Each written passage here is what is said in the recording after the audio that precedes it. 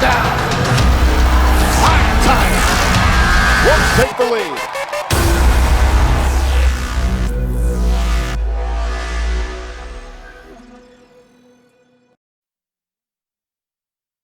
Good evening and welcome to Brazos Stadium, Grand Canyon University Baseball. The Lopes host the Jayhawks of Kansas, and Michael Potter Fletcher Like here with you for this midweek matchup. They'll play 2-1 tonight at 7 and then tomorrow at 1 p.m. before the Lopes head off to face conference foe New Mexico State University in what could determine the conference. But first things first here tonight, the Jayhawks come in at 19-20, 8-7 in conference play, fresh off a conference win in the Big 12 in Norman, the first time they've beaten OU in Norman since 2009. So the Jayhawks playing well coming in to this Tuesday night affair. The Lopes at 19-19, 13-2 in conference play. They have not been beaten at home in conference play. You take a look at the guys there, Fletcher, and this is a squad that's feeling really good about themselves after starting the season on the schneid, to say the least, losing a lot of non-conference games. But Coach Stankiewicz said, hey, I built that to give my guys some confidence going into conference play, and they surely have it now. 13-2 in the conference, leading the conference by a half game over New Mexico State. Now, the Aggies have those 3 games at the end of the year to make up, but as they get set for these 2 games here, the Lopes feeling very good about themselves, especially after a couple walk-off wins to get that conference series sweep. Yeah, last weekend was big, those 2 late-game winners from LaRouge and Schwartz, and they're 7-14 on the road, 12-4 at home, and that's really been a testament to the scheduling. A lot of games on the road away from Brazil, and the Lopes have been able to come home and win ball games, whether it's early in games or late in games, and it's been helpful for them in the WAC play. Yeah, it's always interesting on these midweek games because you typically don't get the best starters going. Although for the Jayhawks tonight, Sean Rakowski, one of their weekend guys, coming back from some injury, getting a chance to pitch here tonight in this one. The Lopes are going to send out to the mound Tyler Hansen, the freshman who's getting some phenomenal starts this year. He started against the Diamondbacks, and he's been the Tuesday night guy. So if you look at Hansen, starts at UNLV, New Mexico, Arizona, Arkansas, and home against Arkansas, not to mention the D-backs. Yeah, he had 3 starts against ranked teams, 1 against number 15 Arkansas, and then 2 against top 15 ranked Arizona, once when they were 7 and then once when they were 14. So 4 big starts on the roster, on the resume for Hansen, and that's only going to be a confidence booster and a thing to look at when he gets older here for GCU. Well, you're looking at the guys getting ready to take the field here. It is Military Appreciation Night, so a lot of fans here tonight honoring the military, and you can see the flag above the fellows before they take the field. There's going to be a pretty stout wind here, anywhere from 18 to 25 miles an hour, gusting in from the west, which the way Brazil Ballpark is situated, it's blowing right into that right field foul line, so it is going to take a mammoth blow. We saw some home runs during the day in that series against UTRGV. Would be shocked if we saw anything go out here tonight. Yeah, and those shots were to left center field. If you get a ball into that right center gap, that wind could carry it over that right field fence that's shorter than the rest of the fence out there. But if you pull a ball down the line, it's going to get foul because of this wind. Well, the Lopes, as we mentioned, 2 games here, and then they head off to New Mexico State. And at 13-2, you know, they've got a chance to put themselves in a great position to win the conference. It'll be the second time they've won the conference since rejoining the conference. So 2 in 4 years. No other team's done it in the 4 years that the Lopes have been back in the WAC. Yeah, it would be huge for GCU to win the regular season here in the WAC in their last year of ineligibility for the postseason and set themselves up for success next year when they are eligible. And it's going to be a recruiting tool for Stankiewicz. He's been able to use it in the past, and he's brought in guys here that know what the mission is and know what's ahead of them after this year. Well, a Big 12 opponent here with the Jayhawks of Kansas. That's the 4th year in a row the Lopes have played the Jayhawks. Hansen, the 6'3", 185-pound freshman out of Snowflake, Arizona, and Snowflake High School, once again getting the start here in this one. We'll give you his numbers. A 5.11 ERA. His record is 0-3. This is his 4th start. In 12 1/3, he's given up 16 hits, 8 runs, 7 earned. He's walked 5 and struck out 10. Opposition hitting .320 against Hansen, and he is on the mound here tonight. Let's take a look at the defense behind Tyler Hansen, and it's a good one for GCU. Left to right in the outfield, Tyler Wyatt. In left, Preston Pavlica. In center, Garrison Schwartz. In right, Third to first around the horn in the infield. Zach Malice at third. Mark Mumper at short. Austin Bull at second. Ian Evans at first. Josh Meyer behind the plate, the battery mate of Tyler Hansen. And Wyatt took a seat in Sunday's game. He struggled a bit early in the UTRGV series. He came in as the hottest hitter in the WAC, but went 0 for 8. He took a seat, and they had LaRouge out there, but Tommy's back in the DH spot here in this one. Yeah, when I was looking down the lineup today, when I was filling in my lineup card, Bull, LaRouge, Evans, Schwartz, Pavlica, Malice, Wyatt, you'd never get a break from the GCU hitters right now, and it could be a long game if they get hot, but this Kansas team is battle-tested playing out of the Big 12. Rudy Carey, the center fielder for the Jayhawks, to lead things off. James Cosentino, the second baseman, bats second. Matt McLaughlin, the shortstop, bats third. That's who Hansen will face. First pitch in there for strike one, and we are underway at 7:02, about 82 degrees at first pitch, and we'll more than likely get down around 75, but with that wind, it might even feel a little bit more chilly. The 0-1. Fouled back, so Hansen quickly ahead. No balls and 2 strikes on Carey to start things off. And these two teams have always seemingly had inclement weather when they play, whether it be here or there, but especially in Kansas. Last year they had basically a tornado and a lightning storm, and they ended in a 5-5 tie. And a couple years before that, we had gusts of wind up to 42 miles an hour during the game. Yeah, the Kansas SID was saying that they didn't have their average, when wind velocity was around 20 miles an hour, so this was nothing compared to what they get in Lawrence. Yeah, they're feeling fine about this, and that pitch air-mailed to the backstop, and now it's a 1-ball, 2-strike count to Carey, leading things off. Carey hitting .265, 1 homer, 13 RBI, and evens the count of 2 balls and 2 strikes. So 2 quick strikes from Hansen, and now the count evens out.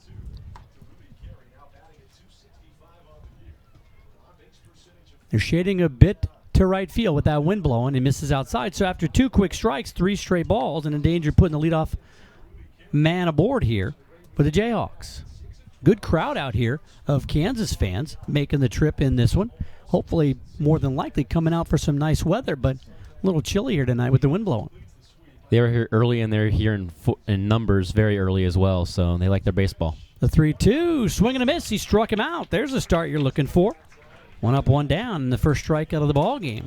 So the Lopes throw it around the infield. James Cosentino, the second baseman, bats second here for this squad, hitting .273 with 1 homer and 14 RBI, lefty-lefty matchup. There's the strikeout of Carey. Well, those 3 pitches that were balls weren't even close, but then came right back with that one, and Carey couldn't catch up with it. Tried to check a swing, but went around, strike 1. Big sweeping slider there from Hansen. I like that pitch early in the count. Keep the batters off balance. The 0-1 to Cosentino. Working the outside corner, does not get the call. Stephen Barga behind home plate. Kevin Doherty at first base, and Jason Rogers down at third. Your umpires for this one. The 1-1. Way outside. So when Hansen has missed, for the most part, he's missed by quite a bit. And looks like they're working that outside corner. They've got the center fielder Pavlica shaded a bit toward left field. The pitch, that one missed somewhere. Yeah, that was a good-looking pitch there from Hansen. 3-1. Changing his eye levels, and we talked about that when Repovich had a very good start early in the season. Changing eye levels will mess with the hitter. Yeah, that one looked pretty good, but it's in there. And that one's in there for a strike. Evens it out, or brings it back to 3-2 count. Well, talking to Coach Stankiewicz in this one, I asked him, I said, Coach, you've got your biggest series. Strike 3 called on the outside corner. First 2 batters for the Jayhawks, strikeout victims, 1 swinging and 1 looking, and look at Hansen. Boy, Tyler, who said he's missed on quite a few pitches when they've been balls, they've been way out. That one, boy, just painted the corner there and got the strike call. So 2 quick outs now, and Matt McLaughlin. McLaughlin in .299, 2 homers and 21 RBI. Right-handed hitter against the lefty Hansen. In the air pretty well. Deep, going back, off the wall. Wyatt's going to play it off the wall, and boy, that one, surprising amount of power there right into the heart of the teeth of that wind. And had there been no wind, the park would not have contained that one. So McLaughlin, a 2-out double. Off the bat, I thought that one was gone. Then I remembered, oh, there's the wind, and that one might be staying in the ballpark. But still, off the bat, that one was stroked, and he leads the team in home runs with 2. They don't hit a lot of home runs for Kansas, and only at 9, but that one looked good off the bat. Well, Hansen trying to get that elusive last out. You see the swing here, just and a low pitch, but just on it. Got the barrel out in front of it and drove it off the wall. No chance for Wyatt. Had to play it off the wall. Almost lost it. So now, Devin Foyle at the plate. The cleanup batter on the outside corner for a strike. And we've seen the Lopes at times struggle getting that elusive third out of the inning. Give up a lot of 2-out base hits. Foyle hitting .250, no homers, 21 RBI. 4th start of the year for Hansen. 5th if you count that D-backs start. It was funny. There were some kids up here over the weekend with UTRGV. I think it was the Deer Valley Little League, and one of the kids comes over and he goes, "Hey, who's number 39?" I was like, "Well, that's Hansen." And Tyler Hansen said, "Yeah, he's the guy who started against the Diamondbacks, right?" He was very excited to have an autographed ball by number 39, Tyler Hansen. 2-1 the count. That's really cool that he remembered that. Those little kids remember everything. Those guys absorb everything. They love to watch older guys and college baseball players. On the outside corner, 2-2. Well, I'm sure Hansen not shy about telling anybody that'll listen that his exhibition, so it doesn't count, but his first start in college was against the Diamondbacks. Well, the Diamondbacks having a pretty good offensive year, especially at home. The 2-2 with 2 outs. Ooh. 3-2. Well, it looks like that outside corner is getting called, but that inside corner and the batter, Foyle bent back a little bit, maybe influenced the call, the home plate umpire, but that one looked pretty good. So another 3-2 count with 2 outs. Runner at second, no score. And I'm not sure where that one missed. It must have been down. So a couple of strikeouts, then the 2-out double, and now a walk. You got runners at first and second, and starting to get maybe a little bit nervous as Jax Groshans steps up to the plate, hitting .217, no homers, but 23 RBI for this squad. Big-time bat in the middle of the lineup. Yeah, Groshans leading with 23 ribby. Taking his time, and now he will come up to the plate. He's the catcher, so he had his catcher's gear on. Probably after the first 2 quick strikeouts, wasn't even expecting to be hitting here. Probably had his chest protector on and everything. Yeah, he probably had the helmet on, right? He's like, I'm not absolutely. Glove in his, probably had to put the batting gloves on as well. Well, in the 3 starts prior, a couple against Arizona and Arkansas, 3 1/3 innings against Arizona, 3 2/3 at Arkansas, and then home, 2 2/3 against Arizona is all that Hansen could last. That pitch gets away, and Myers has trouble picking it up, but it's right in front of him, so nobody can advance. And now, after the 2 quick strikeouts, Hansen needs to buckle down here and get the Lopes back in the dugout. He's starting to have smaller misses, Tyler Hansen, and that's good. You don't want to be missing way away from the plate like he did in that first at-bat against Carey, but his misses so far have been really close in making the home plate umpire, Barga, think about it. Now taking some time, and the batter, Grosjean's going to take some time. Well, it's a beautiful night here. The wind, the only thing toying with the atmosphere here, but the sun's setting over the left field wall, and you see the palm trees over there in the distance. The 1-0 up high, 2-0. Well, an inning that looked like it was going to be scripted perfectly for Hansen. He's run into some trouble here, and now Meyer's going to come out and have a chat with his freshman hurler. Lopes off to a 13-2 start in WAC play. Best start to the conference in D1 history. They went 21-2 to begin conference play in their final D2 season. That was back in 2013. They also went to the D2 College World Series that year. So that was a very, very, very good GCU baseball club in 2013. 2-0 count here.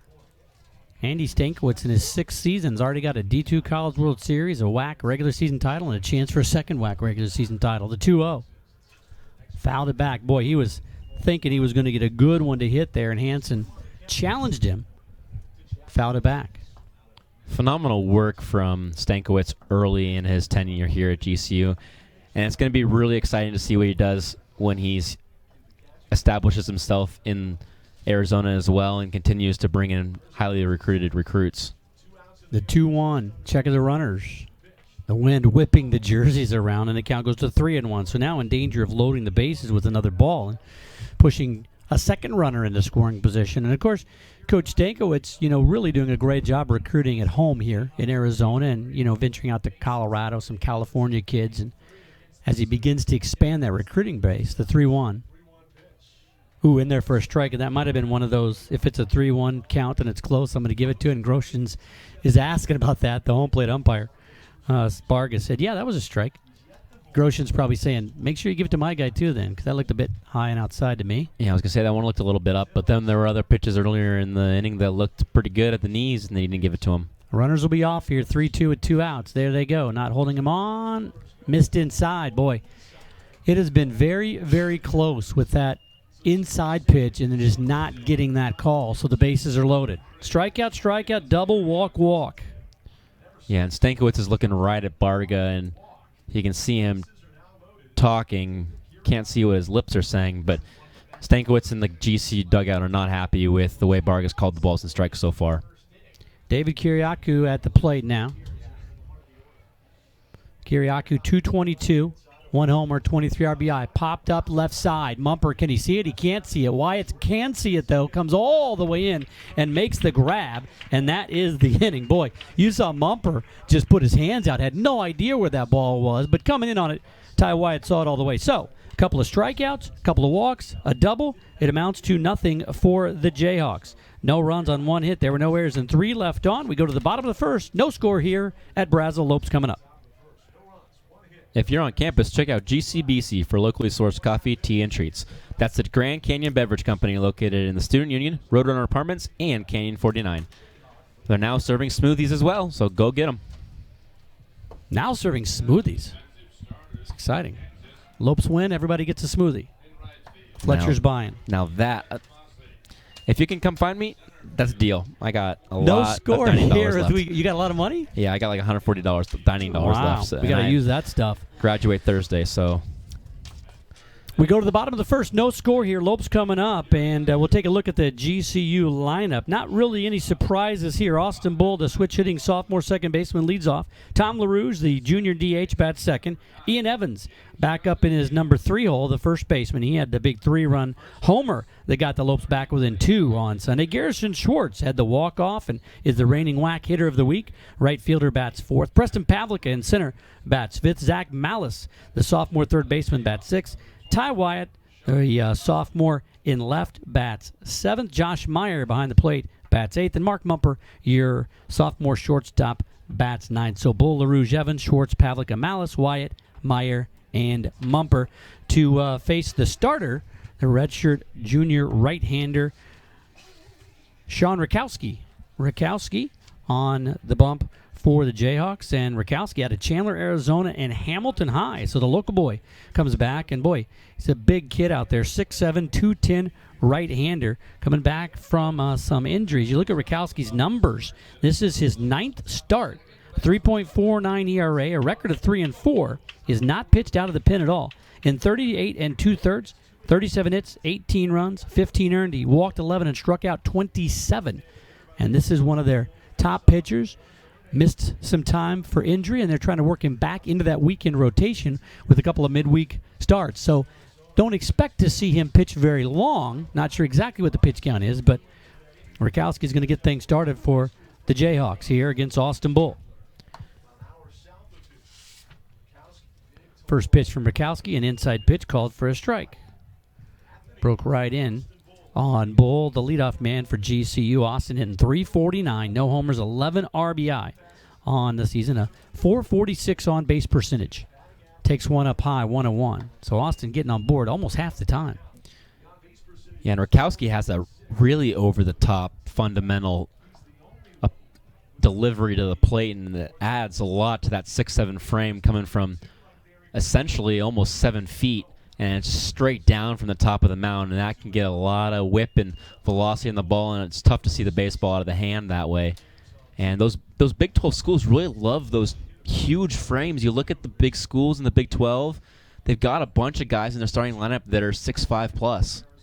The 2-1 on the outside corner, 2-2. Yeah, I mean, everybody loves the big kid that can throw the heat. They tend to go to those Power 5 schools mainly, but to your point, 60 feet 6 inches away, but by the time he strides and releases that ball, he's a lot closer.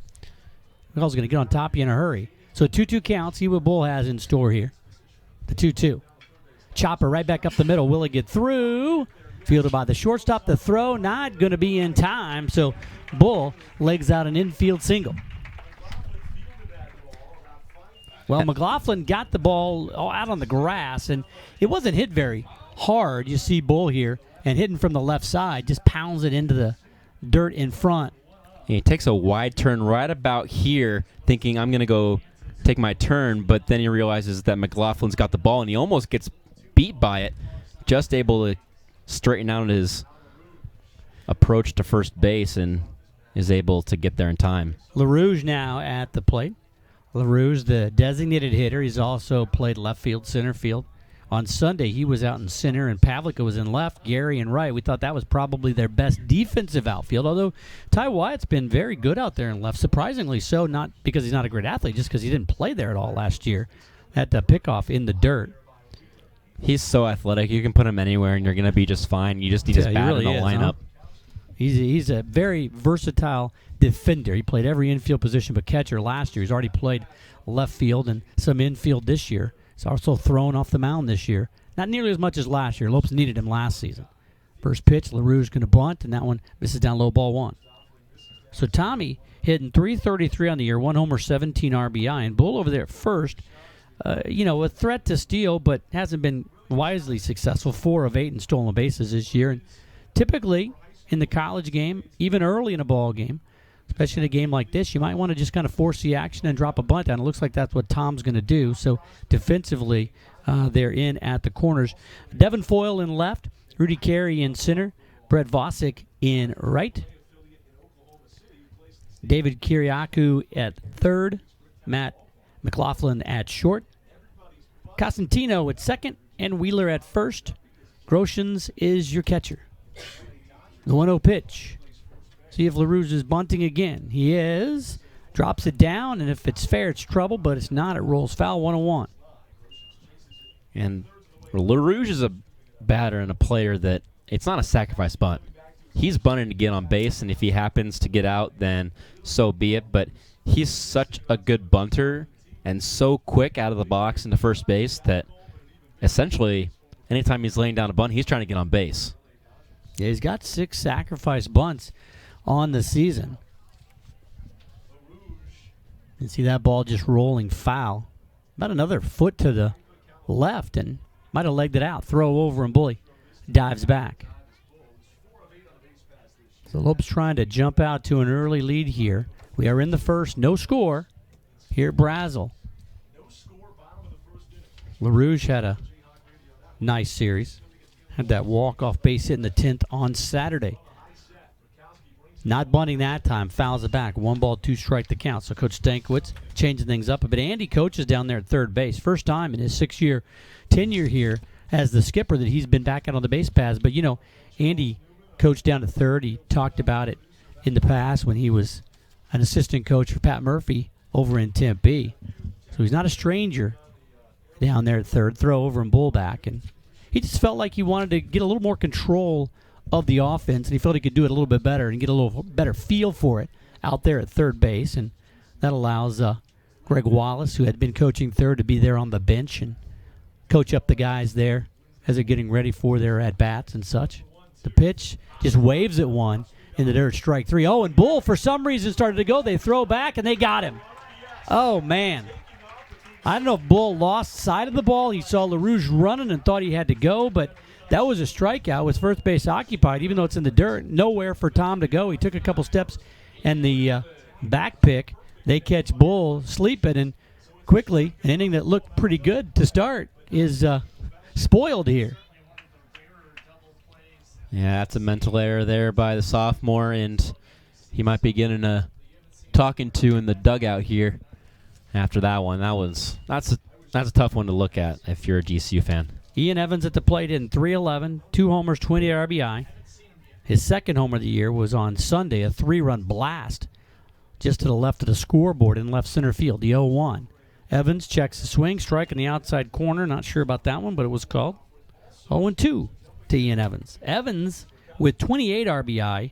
He had that 3-run blast. He's probably thinking he can catch up, but Garrison Schwartz, who leads the team, had 7 RBI in that series. Leads him with 32. He's on deck. Ground ball to short. Who takes a weird hop, a tricky hop, and McLaughlin cannot control it. Boy. So now Evans aboard. So the E6 puts Evans aboard. That'll bring up Garrison Schwartz, the team leader in RBI. And Gary, as we mentioned, coming off that fabulous series. Here's the hit. Struck pretty well, but just a routine ground ball. Just got on top of McLaughlin, took a weird hop, and he couldn't control it. You see it here, just kind of leapt up on him. So with 2 outs, the Lopes trying to get something going, just like the Jayhawks did in the top of the frame. Gary, the preseason WAC player of the year, and boy, that batting average steadily climbing up. Now at 281, much more respectable. 4 homers and 32 RBI. The 1-0. Big swing and a miss, 1-1. And Gary, I talked to Coach Stankiewicz before each game, and we put that out on SoundCloud, that interview, and you follow us at GCU Baseball, and we tweet that out. And I asked him about Gary, and he said, yeah, he hasn't been the Gary we kind of expected, but at the same time, he still leads the team in RBI, so he's getting productive at bats. He just hasn't been able to string them together. That one misses outside, but he said, boy, it seems like he's starting to find a rhythm at the perfect time as we head into the end of conference play here. Yeah, he's hitting 346 in conference play with 18 RBIs, which leads the team. And 5-6 guys on the team are hitting above 300 in conference play, and you can't complain when you're hitting 318 as a team against WAC opponents. And that's why they're 13-2 in conference. Well, Gary obviously is a guy that the Western Athletic Conference respects. They named him the preseason WAC Player of the Year. He was the WAC Hitter of the Week after that display at home here against UTRGV at 6:15 in that series, and had the walk-off on Sunday. Tipped that one into the mitt, 2-2. It seems like he's been putting together much better at-bats here. I asked him about it after the game on Sunday and asked him if he was pressing, if he felt like he was trying to do too much. He said, nah. He said he had some things technically with his swing that weren't quite right, and Greg Wallace worked with him. They worked a few of those things out, and he's kind of been working himself back into form. Runner starts, stops. There's a shot. Another weird hop over the glove of McLaughlin into center field. Well, he tried to kind of side that, step to the side on that one, and it just played him. Yeah, and off the bat, I realized that McLaughlin was super shaded up the middle, and I thought, wow, that's a routine ground ball because McLaughlin's right there, but he hasn't been able to read the ball off the dirt very well so far in this first inning. See if he settles down. He's their best batter in the lineup, stat-wise, and he's a shortstop, so he's going to be good defensively. He just hasn't been able to make a couple of routine plays here. Yeah, tagged with 2 errors here. Puts him into double digits. He's now got 11 errors on the season, and that brings up Preston Pavlica with a chance to do some damage, just like the Jayhawks had a chance, but couldn't come up with anything. They had left the bases loaded after loading them with 2 quick outs.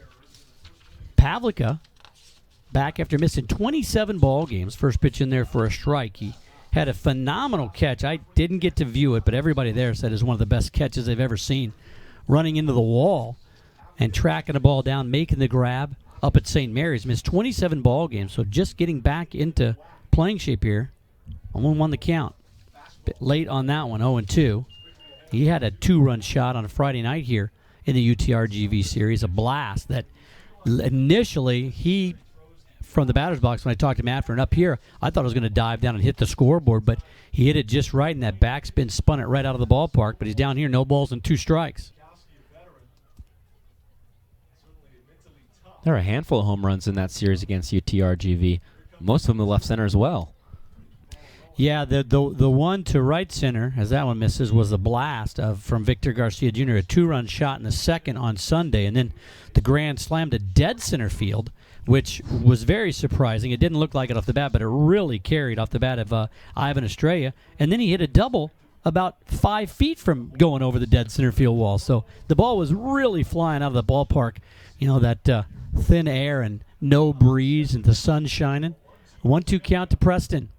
Swing and a miss just overpowered him on that one. So both pitchers get a couple of strikeouts, but both pitchers put a couple men on. Hansen put them on with the walks and the double. A couple of errors by the shortstop McLaughlin, but neither team can score. We have completed one, and there's no score here from Brazel. Back with more. This is Lopes Baseball on GCU TV and the WAC Digital Network.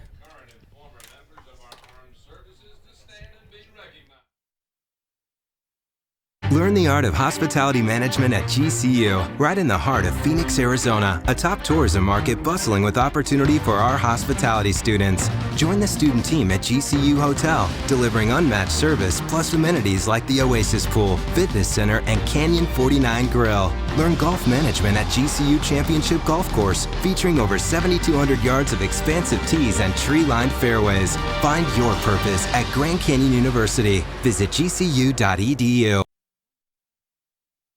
Well, both pitchers in the first got a couple of quick outs. In the top of the first, 2 strikeouts. In the bottom of the first, a single, and then a little weird double play on a strikeout and a back pick. And after 2 outs, both teams put runners on, but neither team could score. So we go to the second. Tyler Hansen back out on the bump for GCU. Bottom third of the order, Wheeler, Vosick, and Souza Paaluhi. KSP. Yeah, we're going to call him KSP, right? That's his nickname. Okay, Mana Souza Paaluhi. That is a fun name to say, though, if you say it right. Souza Paaluhi. Yeah, you can say it fast if you want. We've got a Marcus couple, Wheeler. We've got a couple Hawaiians on the volleyball team, to so lead I've things gotten off. pretty good with Hawaiian names. You speak Hawaiian? Well, I don't speak Hawaiian, but I can pronounce their names and their vowels. Wheeler hitting a Decently $194, 1 homer and 7 RBI. Number 7 hole hitter, the first baseman. He received that throw from the catcher on the back pick to get Bull after he wandered off first base. Inexplicably, no reason to be wandering off that far, other than he might have misread the ball in the dirt and lost it. The 1-0. Bounced it up there, 2-0. And the 2 quick strikeouts, although they were both on 3-2 counts, we have seen Hansen struggle with his command here early. The 2-0. Fastball missed inside. And boy, it sure feels like the starter for Kansas is getting that inside pitch. Rakowski and Hansen just not, but might be the late movement on a Wheeler out of Phoenix, Arizona, and Thunderbird High School. He got some Phoenix connection on this KU team, and he walked him on 4. That's the 3rd walk of the ballgame for Hansen. And especially with that wind just blowing in, it is, you think you just want to throw strikes. Although we did see a double off the wall that looked like it was gone off the bat, and the wind is the only thing that kept that in the park. So they're able to, if they true it up, slice it through. Brett Vosick now at the plate. We got a scoring change to get you updated on in just a moment here. Vosick with the lefty-lefty matchup. First pitch misses inside. Ball 1, 5 in a row. That air charge to McLaughlin. The first one off the bat of Garrison Schwartz has been changed to a single by Schwartz. It was a very wicked hop, and it ate him up. So 1 single and 1 air now charged to McLaughlin. Pitch is going to miss outside. 6 straight balls to start the second inning. And Meyer's going to come down and have a chat. And, Fletcher, when I talked to Coach Stankiewicz part of the game, I said, do you manage any differently on a Tuesday, Wednesday, knowing you have such a huge series? And he said, really, it's more with just the bullpen. You're not going to see A.J. Franks more than likely at all because he pitched quite a bit. He said you might see Mick on tonight. You won't see him on Wednesday. But those are the 2 guys he has to have rested and ready for that series because those are the 2 guys he's trusted more than anybody out of the pen. Yeah, when we had that Oklahoma State series, we were talking about who's going to emerge out of the bullpen. And A.J. Franks started well and has been consistent all year long. Mick Vorhoff started a little slow, and he's been able to put the cobwebs away, get him out of there, put the skeletons back in the closet, get him out of there. And he's been able to emerge as that closer that GCU knew from his freshman year.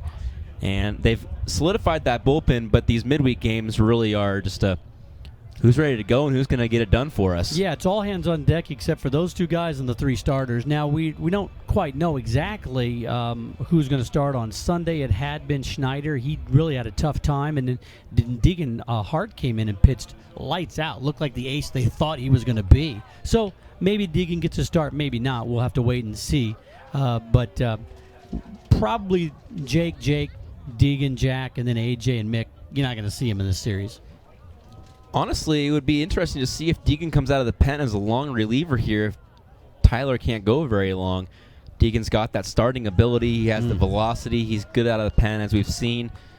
You never know. You might see him tonight. You might see him tomorrow. But well, and if you do, then as the count goes 3-0, danger of walking 2 in a row. That one's in there for a strike, 3-1. If you do, then that answers the question. He's not starting on Sunday if he throws here in the extended time today. But man, I really like Jack as that Sunday starter. Do you really? Yeah, he struggled in that start against UTRGV. And he hits him. That one gets away. And boy, so you've got 3 walks and a hit batter now. And we'll see if the Lopes are going to send anybody down to the bullpen. So far, they are not. And that's the weird thing about these midweeks is you really just can't. You just need your guy to go at least 3 or 4 innings. That one just got away. So there's always been 1 visit to the mound, and the next one's got to be a change. Nobody warming up down there. Hansen now taking some time. Looking over at third, getting some signs from Malice of what they want to do on a possible bunt here. They're expecting with Vosick on there and KSP at the plate. The designated hitter. DH put bunt down. Yeah, he's the number 9 hole hitter as a DH. He is going to bunt. Offered at it. And that helps because that was out of the zone and low. I read an article this week, actually, that talked about the sacrifice bunt and MLB outlawing the sacrifice bunt. And there was a poll in the article, and you could vote. And there was only like 10% of people that said outlaw the sacrifice bunt. And the only argument for getting rid of the sacrifice bunt was that it does not improve your chances of scoring a run in Major League Baseball. But they said that it does put pressure on the defense and the pitcher to have somebody in scoring position with only 1 out. 0-2 the count here. Tried to sacrifice twice. See if they're doing it with 2 strikes. Not typical with 2 strikes, but we've seen it multiple times throughout the year. Yeah, and if you're Billy Bean, you don't want to outlaw it because teams will still do it, and they give you a freebie out. If you're UCLA John Savage, you don't want to outlaw it either, because well, that's how they won their 2013 national championship. Ooh. Checked his swing, didn't go. 1-2. Yeah, that's interesting. They're doing a lot of things in Major League Baseball, trying to tweak the game. I don't like it. Feeling like they need to change things, but they probably don't need to change anything. The 1-2. Souza Paului, and he hits him. And that one gets away. Boy, that one could have been dangerous because that rode up in on the lead shoulder. So now with nobody out, you are going to get some action going down to the pin. The problem is it's going to take you a while to get guys warmed up. So Meyer is going to go out there and chat. Wouldn't be surprised if we didn't see some more, but that one could have been dangerous as that ball got away with the fastball and luckily didn't catch him anywhere but that shoulder. But you do have the bases loaded now, so a walk and 2 hit batters. And that one on a 1-2 count, which is painful after he offered it a couple of those bunt attempts. Top of the order, Rudy Carey. Carey struck out his last time up. So now you got a chance to turn 2 here if you get a ground ball, but you got to throw a strike first. Imagine if you're Carey. 2 ways to look at it. You figure he's going to try to groove one, so you go up there hacking away, or you make him throw a strike before you do anything. Miles is coming home on a ground ball to him. Missed inside. Well, I know you don't want to just groove a fastball here, but you got to get a strike across. Yeah, and he hasn't. He's thrown, 1 real strike the entire. He got him to offer it a bad pitch and then to a good breaking pitch. That's a good one, but down low. 2-0. The pitching plan so far that I've noticed is that right-hand batters are coming in with that backdoor breaking ball and the fastball in. And then to left-handed batters, they're pitching away. So Tyler Hansen really attacking the left side of the plate if you're Josh Meyer and the umpire. In there for a strike, 2 balls and 1 strike. Josh Andrews warming up down in the pen.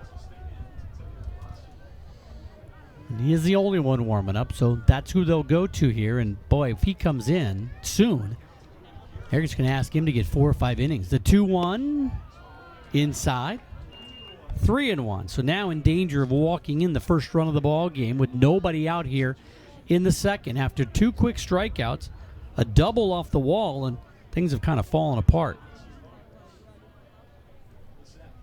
Oh, and he hits him. So that's a 3rd consecutive hit batter, and obviously not trying to do that, but the Jayhawks are probably get a little tired of this story. As the first run comes in to score, you see that pitch here and just, caught him right. I think he might have actually missed that little shin guard he's got on there too. So Wheeler trots home. He reached on a walk, but 3 consecutive hit batters, and how fast can Josh Andrews get ready here? Because he's it ready is now. Time, yep, and he better be ready because Coach Stankiewicz is coming out. He's seen enough, and oh boy.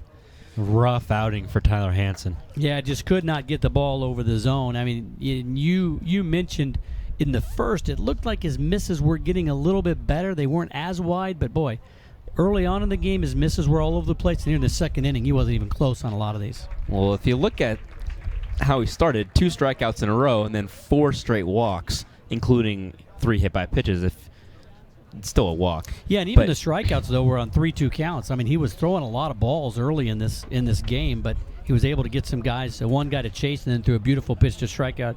Cosentino is going to come up to bat, but just 1 inning. I mean, we talked about it. Hansen, I mean, he had a couple of 3 in the third, 2 in the third, a 1 in the third, and just gets 1 inning, his shortest outing so far as a starter this season. Yeah, and Stankiewicz is telling Andrews, just get out of this inning. That's all I'm asking you to do. You got the bases loaded and no outs. It's going to be tough, but give me your best stuff. See if you can get out of it with maybe only a run extra coming across the score.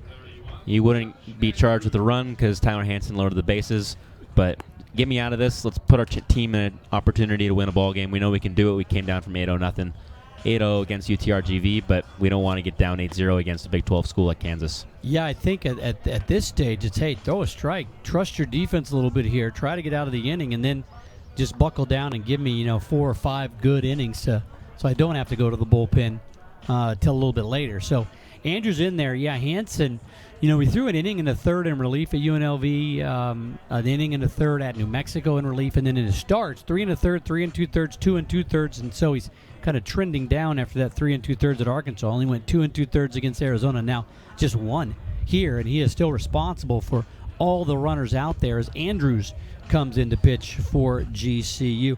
Andrews a 4.09 ERA. This is his 16th appearance on the year. In 11 innings, 9 hits, 5 runs there, all earned. He's walked 7 and struck out 13. Opposition hitting .231 against him. Look at Hansen here. Hit 3 batters in a row, and coming into this, he had not hit anyone. So not the command tonight. So Andrews now coming in to try to stem the flow here and get the Lopes out of this inning. Cosentino was a strikeout victim. Got caught looking on a 3-2 pitch. So a lefty-lefty matchup here with the bases loaded, 1-0 Jayhawks. First pitch in there for a strike. Hey, there we go. That's all Stankiewicz is asking of you, Josh. Go out there and throw some strikes.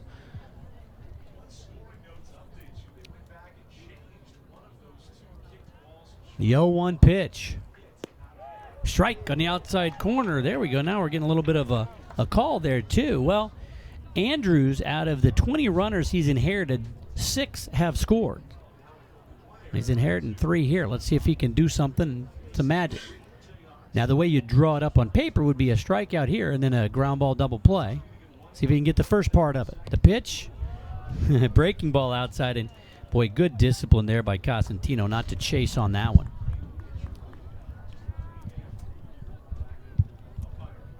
But it's good to see Josh just come in and throw some strikes and trust his stuff and attack some batters here. The 1-2. Swing and a miss. He struck him out. Just overpowered him with the fastball in the outer half. Second time Cosentino has struck out in 2 at-bats. So now 1 down. The first part of that is done with the strikeout here of Cosentino, just way late on that one.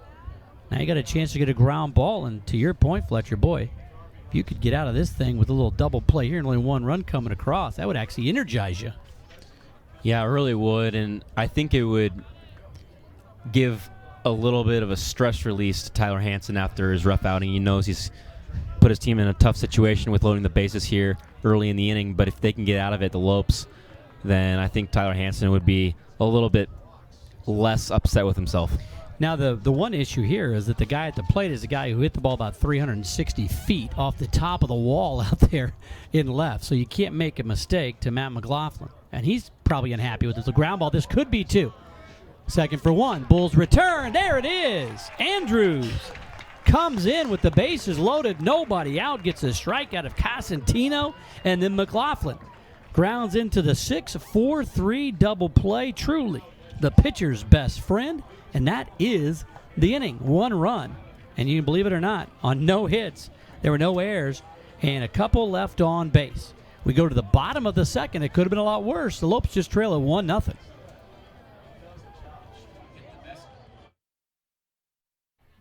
Go to lopeshops.gcu.edu to find everything from GCU, from the newest apparel to the coolest accessories. Use promo code GCUTV20 to get 20% off for being a GCU TV viewer. Let's paint the Valley purple. Lopes up. So now of the 23 runners that Josh Andrews has inherited, only 6 have come around to score. What a job he did.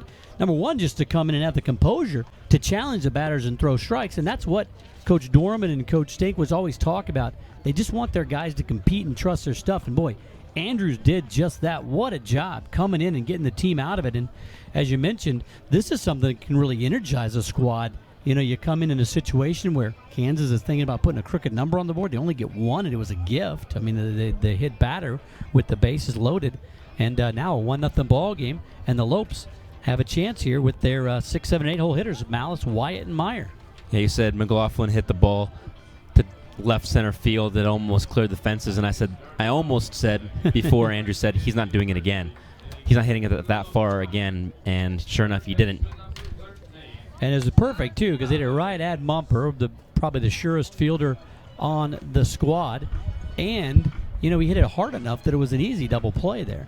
So Malice at the plate now, and he will come up against Rakowski.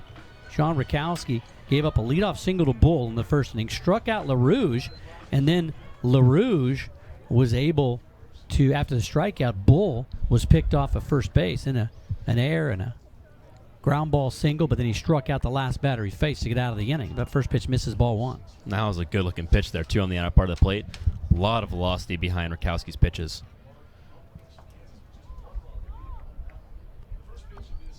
1-0 to Malice. Up high. 2-0. So now maybe Rakowski having a bit of trouble just on his first 2 pitches here. Zach Malice hitting .281 on the year, 1 homer and 15 RBI. The 2-0. Inside, 3-0. Well, maybe turnabout's fair play here. The Lopes put a bunch of guys on with the walk and the hit batter. See if Rakowski will return the favor here. The 3-0. Takes the strike on the inside corner. Malice, overshadowed a bit by the great Siri Schwartzab, but Zach Malice started all 3 games in 10 at-bats, had 6 hits, hit .600, scored a couple of runs, had an RBI. Walked 3 times. Ground ball to second, just under .500. Coach sat him on Sunday, brought him in for defensive replacement in an at-bat on Sunday. If Ty can get something going. And excuse me, swing, strike 1. Well, baseball's one of those games earlier in the year. Because he was cruising, too. And he loaded the bases, but you get out of that without that home run with 2 outs in that inning. It's a whole different ball game. 1-2 now. Yeah, and Jake had to come back here and really gutted through to get a win on Friday night against UTRGV. Did not have his best stuff, but sometimes when you're the ace, you got to win without your best stuff. The 1-2, left side. Kiriakou snags it, fires to first, and 2 up, 2 down with ground balls, one to the right side and one to the left side. Josh Meyer at the plate. So Meyer, the catcher in this one. Josh had 273, no homers, and 9 RBI on the season.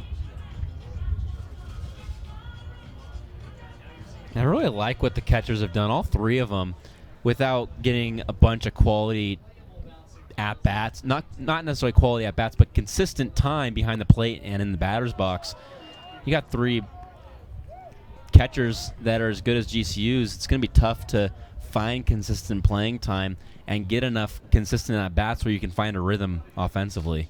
So I really like what Meyer, Jared McDonald, and Griffin Barnes have done. Pitch on the outside corner, miss. 1-1 the count. Well, Meyer started the first 2 in that UTRGV series, and Barnes came in as a defensive replacement in that ballgame and then came up in the 10th and led off with a double. Turned into the walk-off winning run on the chopper by LaRouge. That one messes up high. 2 balls and 1 strike, so he got the start the next day and played well. 2-1 count to Josh. And then Pavica led off the 10th inning with a double, and Schwartz brought him in. It was a chopper up the middle. Deja vu. Very eerily similar. Deja vu. Down low, 3-1. Well, Barnes hitting just 200, but it's been timely hitting. McDonald hitting 257, and Meyer hitting 273. And the 3-1. Outside, he walked him. Good eye by Josh Meyer. So with 2 outs, a runner aboard with the walk.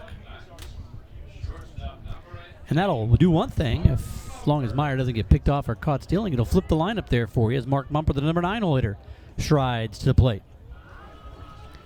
Mumper has inserted himself into this starting lineup because of some stellar defense. He's got 28 starts coming into this one. Hitting just a $190, 1 homer, 11 RBI. His homer was a 3-run shot to left against Northern Colorado.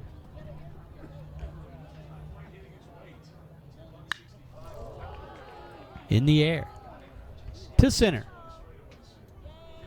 Carey makes the grab easily, and after the 2-out walk, Mumper flies out to center. No runs, no hits, no errors. A man left on base. Well, still a tight ball game. We go to the 3rd, 1-0. Kansas with the lead. This is Lopes Baseball on GCU TV and the WAC Digital Network.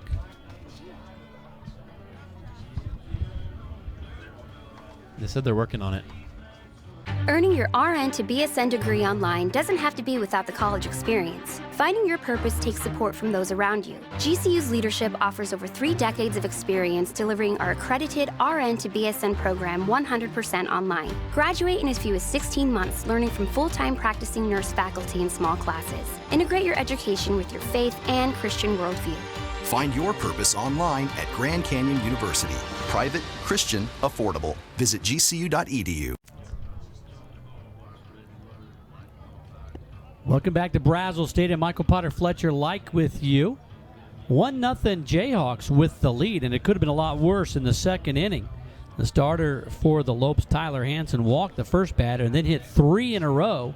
He was replaced by Josh Andrews. Josh got a strikeout of Cosentino and then got McLaughlin to ground into the 6-4-3 double play. So Andrews back out there for his first start to an inning. I mean, he got all 3 outs in the 2nd inning. But his first start of an inning, and it's a 1-0 ball game. And right now, he will face 4, 5, and 6. Foyle, Groshans, and Kiriakou. Josh coming in and doing a very nice job. Let's see what he can do here with the start of the inning. Welcoming all the folks on the WAC Digital Network joining us. Beautiful night here at Brazil. The wind blowing in from left field, 18 to 20 miles an hour.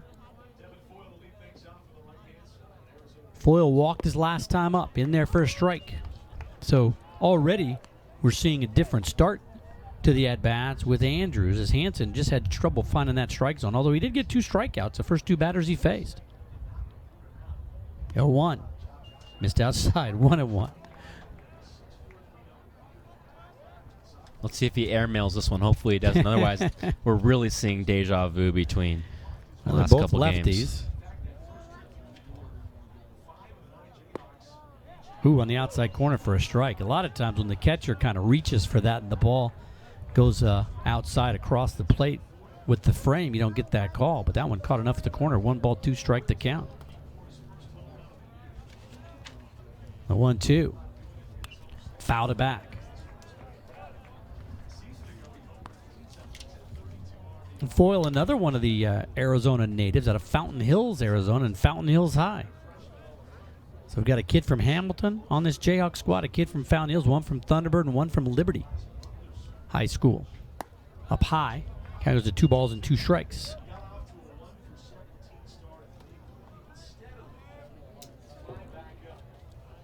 Andrews, the lefty sophomore on the hill out of Queen Creek, Arizona, played at Queen Creek High School. Missed outside. Now we get a 3-2 count. So I initially said we're seeing something very different, but now we're starting to see something similar between these two lefties here.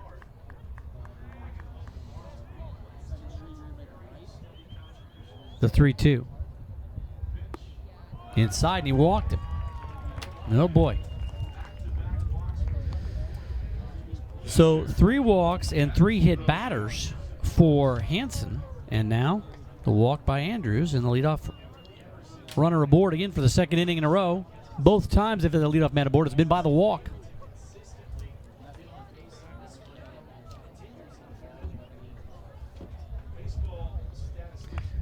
Groshans, he walked his last time up. You look through the order here, it's hard to find somebody who hasn't either walked or been hit by a pitch on this Jayhawk squad. Missed outside, ball 1. Well, Fletcher, you brought up when Andrews came in, get the first out, try to get through the inning, and he did a perfect job, the strikeout, the double play. But then after you get out of that inning, the idea is, okay, I gotta eat up some innings. I gotta chew up some innings because the Lopes don't want to go to their bullpen here on a Tuesday night. Carry the momentum from the last inning back. The back pick, not in time.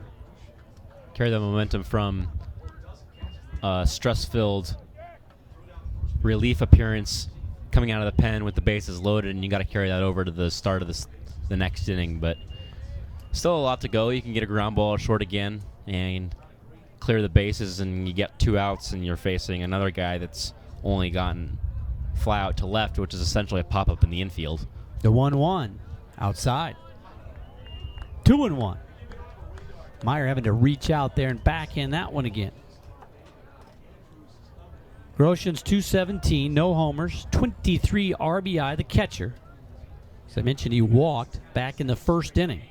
His walk loaded the bases before Kiriakou flew out to left, shallow left. The 2-1. Big swing and a miss on a ball that looked to be a bit up and away, tailed away from Groshans. So now 2 ball, 2 strike count. So do we have the same thing, a strikeout, then a ground ball double play in the inning?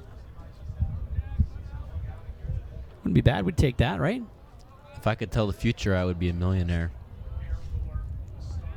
It's kind of setting your sights a little low. Billionaire? The 2-2, not ready here as Andrew steps off. We're still... Getting your Grand Canyon University degree on Thursday, you'll be a billionaire before you know it. Throw over to first. That's the plan. Runner back.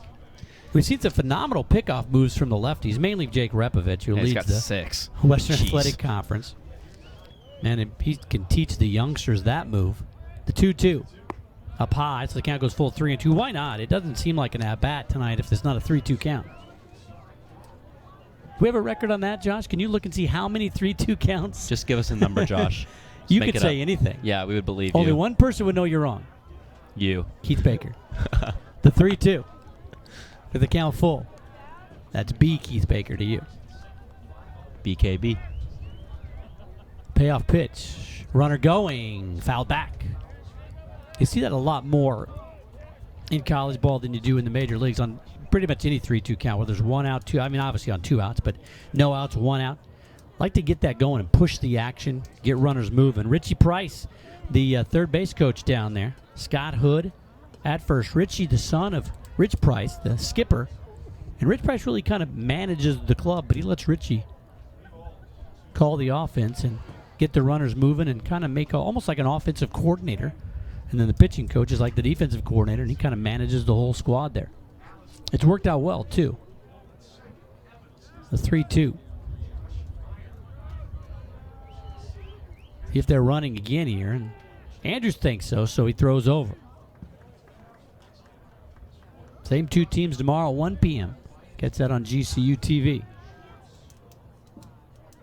And if Josh is aware of it, if the runner at first base, Foyle, is moving on first movement, then he could get him. But here he goes, but ball 4, doesn't matter. Fifth walk of the ball game for Lopes pitchers. Mirror image of the first as well. Foyle walks, Groshans walks. Yeah, and if you look at that, I mean, you've got the 5 walks, but you also got the 3 hit batters. Like you're in the third inning with no outs. You've already given 8 freebies to this team, and you're only down 1-0. At some point, it's going to catch up to you. Yeah, I was about to say that too. Eventually, you're gonna those will come back to bite you. And Andy Stankiewicz forced to see if he can pitch out of this one. I mean, you really don't want to go to your pin as Kiriakou steps in. First pitch, he is going to bunt up high, ball 1. I mean, why bunt though? He's going to have to obviously have a nice pitch before Kiriakou offers at it, because Andrews having trouble finding the strike zone just like Hansen did before him. Andrews is most comfortable pitching when the bases are loaded. So you think he'll just walk him loaded and then go that's the way to do it? I'm not saying that The is what he 1-0. likes at all. A bunt to Malice. Got to play it. Who looks at second, takes a while, and just in time to get Kiriakou. I think Malice wanted to go to second, but maybe no reason to get too nifty there. Let's take a look at this replay. Boy, he looked and, he thought about it, and by the time he reset himself and threw, in time to get Kiriakou. So the sack bunt works to perfection. Now you got runners in scoring position for Marcus Wheeler, who, what did he do last time up? He walked. Came around to score the only run of the ball game. Now he's got a chance to drive in a couple with a base hit. A lot of fans wearing Wheeler's jersey here as well, so good fan base here for Wheeler. He's got runners in scoring position. Ground ball up the middle. That's going to get through. Foyle's going to score easily. Groshans is going to be held. The throw comes all the way home, but Wheeler has to stop at first. Wheeler, the local product here out of Phoenix, Arizona, and Thunderbird High, has already scored, and now he's got a base hit RBI single. He's been at play in both of the runs scored as Foyle comes into scoring. Now you got runners at the corners with still 1 out and a 2-0 Jayhawk lead. Boy, he just jumped on the first pitch he saw. He was thinking RBI when he came up to the plate with those 2 ducks on the pond, and he gets the job done in front of the home crowd. Well, I like that. It doesn't work out well for the Lopes, but I like that as a kid that comes up there with runners in scoring position. Get a little aggressive. That pitch looked like it might have been a little high in a way, but he just attacked it and was thinking, I'm going to put the ball in play and see if I can get a run across, and he did just that. Vosick hit by a pitch, got all the way to third base last time up. High and tight, ball 1. Well, this is where the hit batters started. Wheeler walked leading off the second. Then Vosick was hit. Souza Paaluhi was hit. Carey was hit. In there for a strike on the inside corner.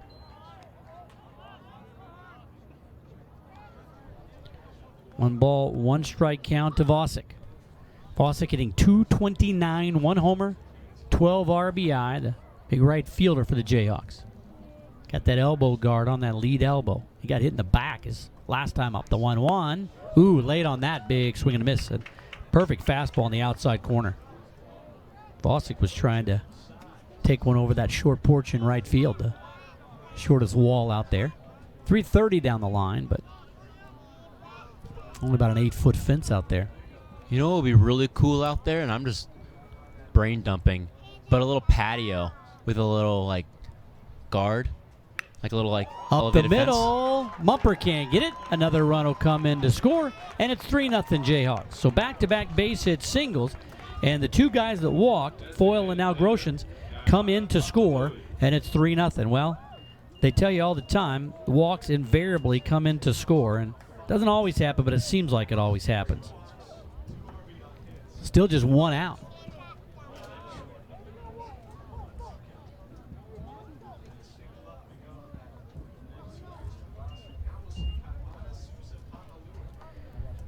Souza Pa'alua was hit by a pitch. I don't mean to laugh when I say that, but every guy coming up has been hit by a pitch, it seems like. The 1-2. Like the first pitch to Souza Pa'alua, up high. Wow, almost hit him in the helmet. Both these youngsters for GCU on the mound have struggled with their command here. And Andrews gave a little look over to the bullpen there, see if anybody was getting warmed for him.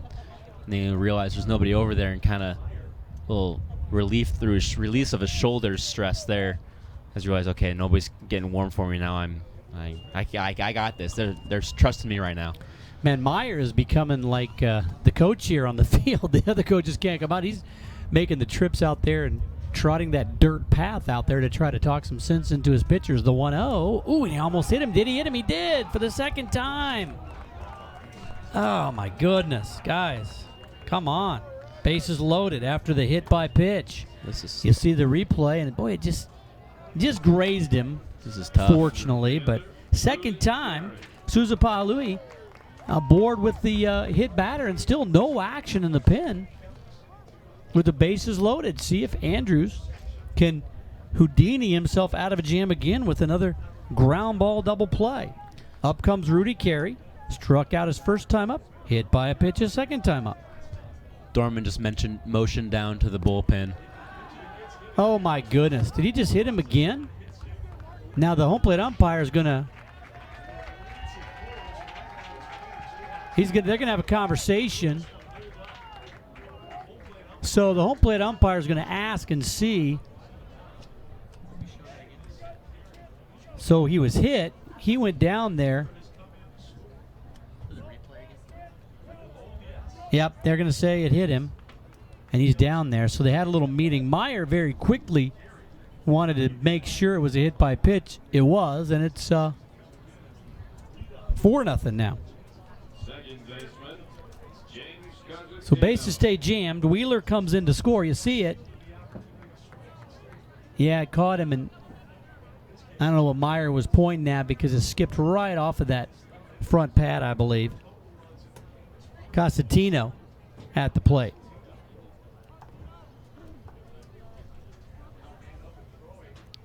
First pitch in there for strike one to Cosentino.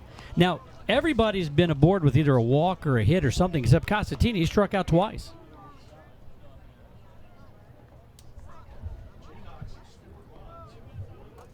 So the hit by pitch, both times for Carey, has produced a run.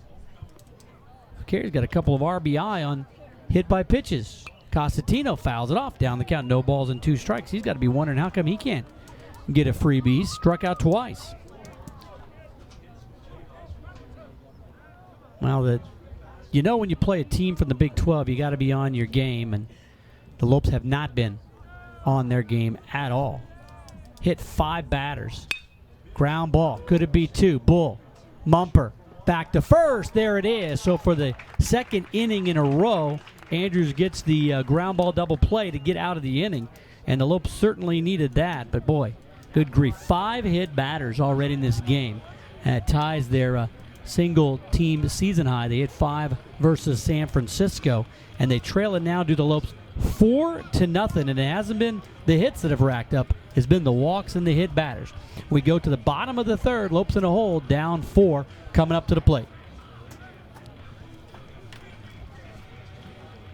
The World Hip Hop Dance Championship is coming to Phoenix. More than 4,000 of the world's best dancers from over 550 countries will come together to compete in this week's long event that all comes together for the championship finals on August 12th at GC Arena. Tickets are on sale now at gcuarena.com. Well, the Lopes, no strangers to comebacks here. They were down 8 against UTRGV on Sunday, and it was the biggest come-from-behind win for GCU since overcoming an 8-0 score to beat Utah on April 25th, 1998. Were you alive in 1998? I was born in 94. Oh, you were an old guy by then. How many people in the press box weren't alive in 1998? Anybody? We got any youngsters here? No? Everybody was alive in 1998? Okay. I saw that stat and I thought, I was definitely alive in 1998 by a long shot. Krista? No? We got it. Okay. I'm going to make sure. But that was the comeback against Utah. They came down from 8-0. They came back from 8-0 on Sunday and got the walk-off victory 9-8. So can they do it again here? Top of the order, Bull, LaRouge, and Evans to face Rakowski. Yeah, and that game against Utah in 98 was a 15-14 ball game. 7 runs scored in the first inning by Utah. GCU was able to come back and win it. 8 runs in the first inning. Ben Mankey got the win, and Mankey was a right fielder for GCU for the most part. Started actually in left field, came into pitch and got the W in that game. 1-0 count. Bull got a base hit as we go to the bottom of the third here, but then was picked off. First base, ripped towards second.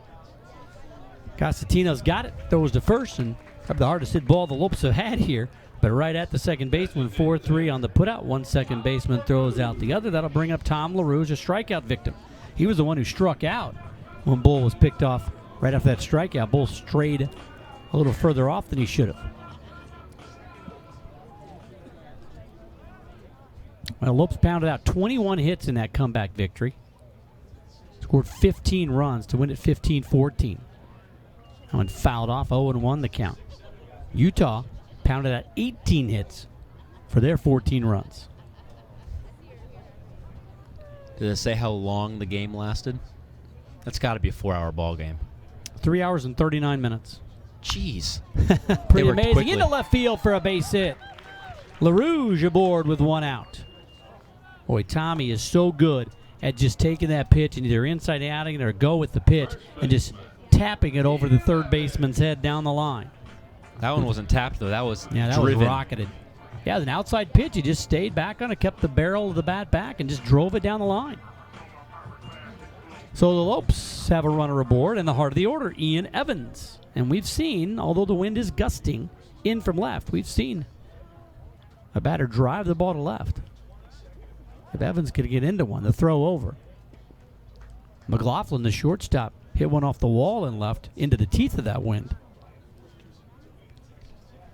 Evans had the 3-run shot to left field to put a cap on a 6-run inning for GCU to get back into that UTR-GV ball game on Sunday. In the dirt, blocked nicely. Groshans keeps LaRouge from advancing. In that 6th inning, down 8 runs, the Lopes' first 6 batters that came to the plate got base hits and all came around to score, punctuated by the 3-run jack by Evans. The 1-0 in there for a strike, 1-1. Boy, Tommy getting a really good secondary lead over there. You're down 4, but LaRouge has been known to swipe a bag or two here. You don't want to take the bat out of your heart of your order, but Tommy 3 for 4 in stolen bases. He's got a really aggressive dug-in stance over there at first base, too. Really trying to get Rakowski to throw over and maybe make an error and throw the ball away from the first baseman, Wheeler. Yeah, Rakowski throws over. Tommy back in plenty of time. We mentioned that Rakowski had a Hamilton High, same high school that Jake Wong. They did not play or overlap one another. They did academically, but not on the field.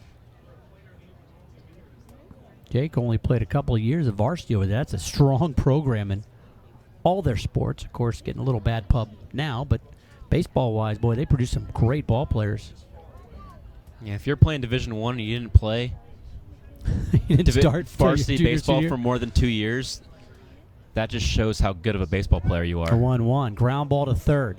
Bobbled. Don't know if they'll be able to get 2 or not. No return throw. Well, that little bobble, that little hiccup, not just enough for Evans to beat it out. So Evans aboard with the fielder's choice, but the lead run is retired. LaRouge 5-4, and that's the second out.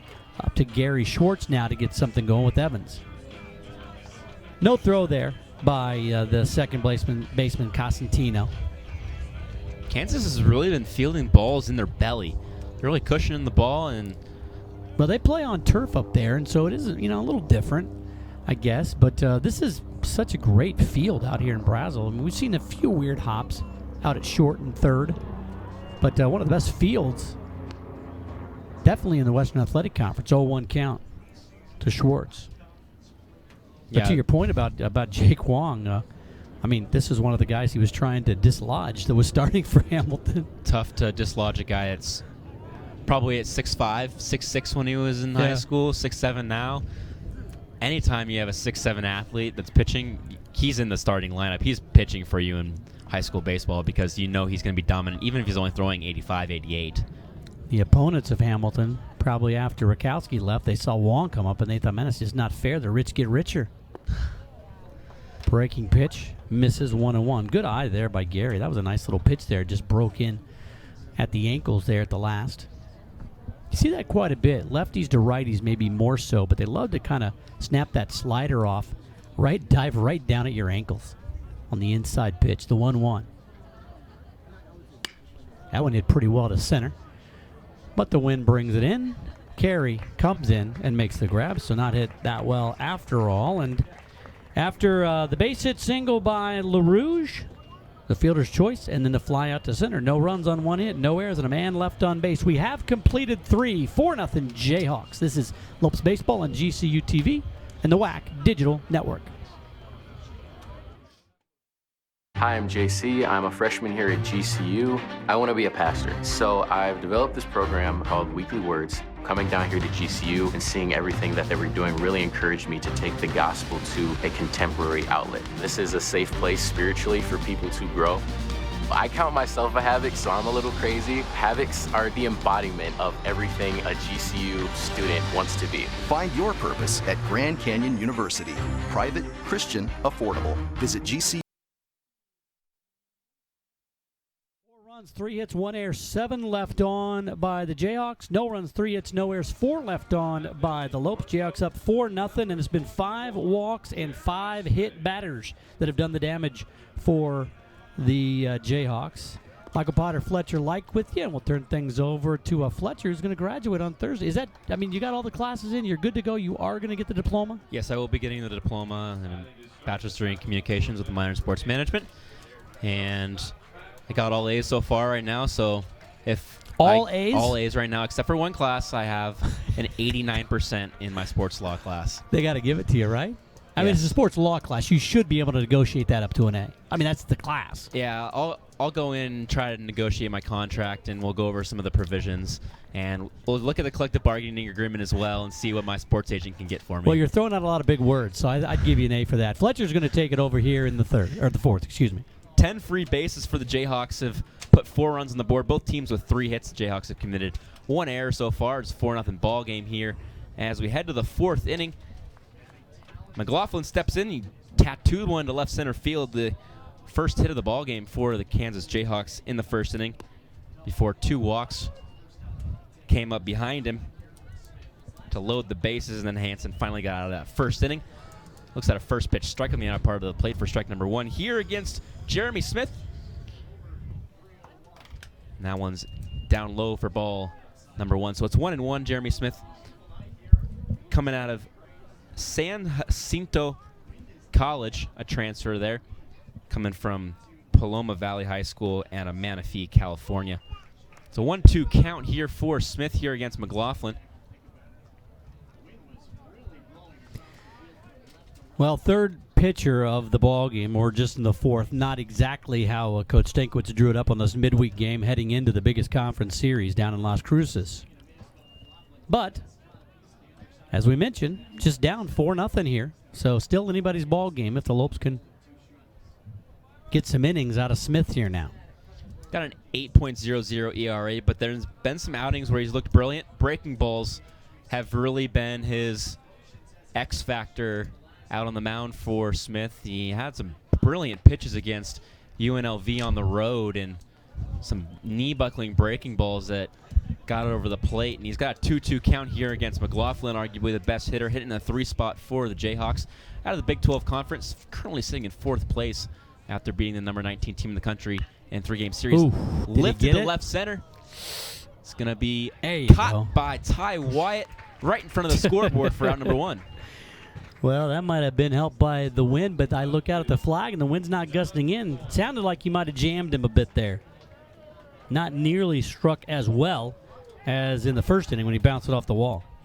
Off the bat, it looked pretty good, but McLaughlin didn't get all of it, and Wyatt was able to track that one down right in front of the scoreboard. Brings up Devin Foyle, who's walked twice, and he's scored a run as well. First pitch is upstairs to the letters, and that makes count 1-0 here to Foyle, who hasn't had an official at-bat yet this game. 5 walks, 5 hit by pitches for the Jayhawks. They've been able to scratch 4 runs across the board, 3 coming in the 3rd inning. Yeah, and to your point, 3 of the 9 have been up twice each and don't have an official at bat.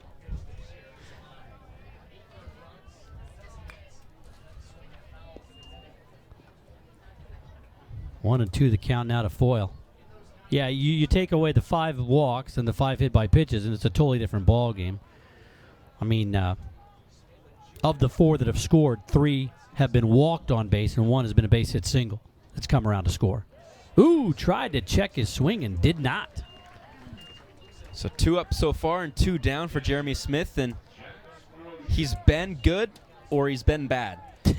Not in between, huh? There's no in between. He's either got out of every single outing with 0 runs crossing the board or multiple runs, except for one time against CSU Bakersfield where he only pitched 1 inning and gave up 1 run. But 3 runs against Oklahoma State, 2 runs against Long Beach State, and 3 runs against Arkansas.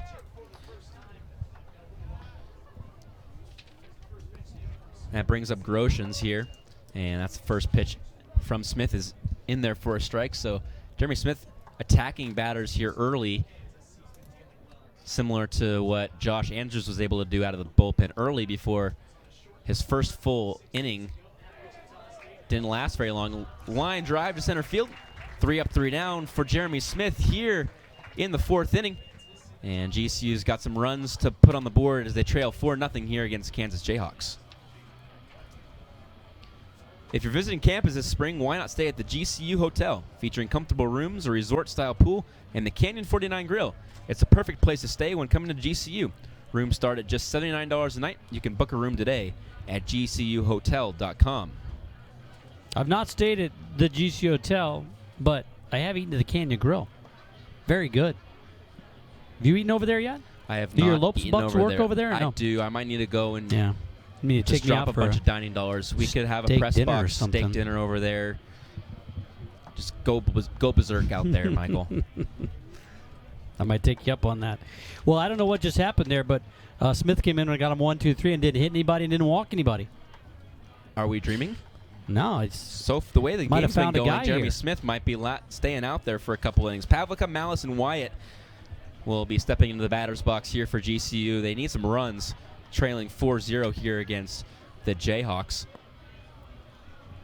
And Rakowski's still out there. He's been pitching pretty well, only giving up 3 hits so far.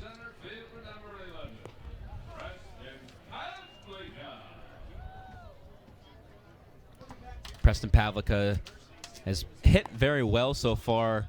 He only had 11 starts in 11 games after that injury on the road early in the season, but hit his first home run in that series against UTRGV, and he's been playing pretty well, and you can't get him out of the lineup with his hot bat and his stellar defense out in center field. He's a speedy center fielder that's able to range all over the very large outfield here at Brazel.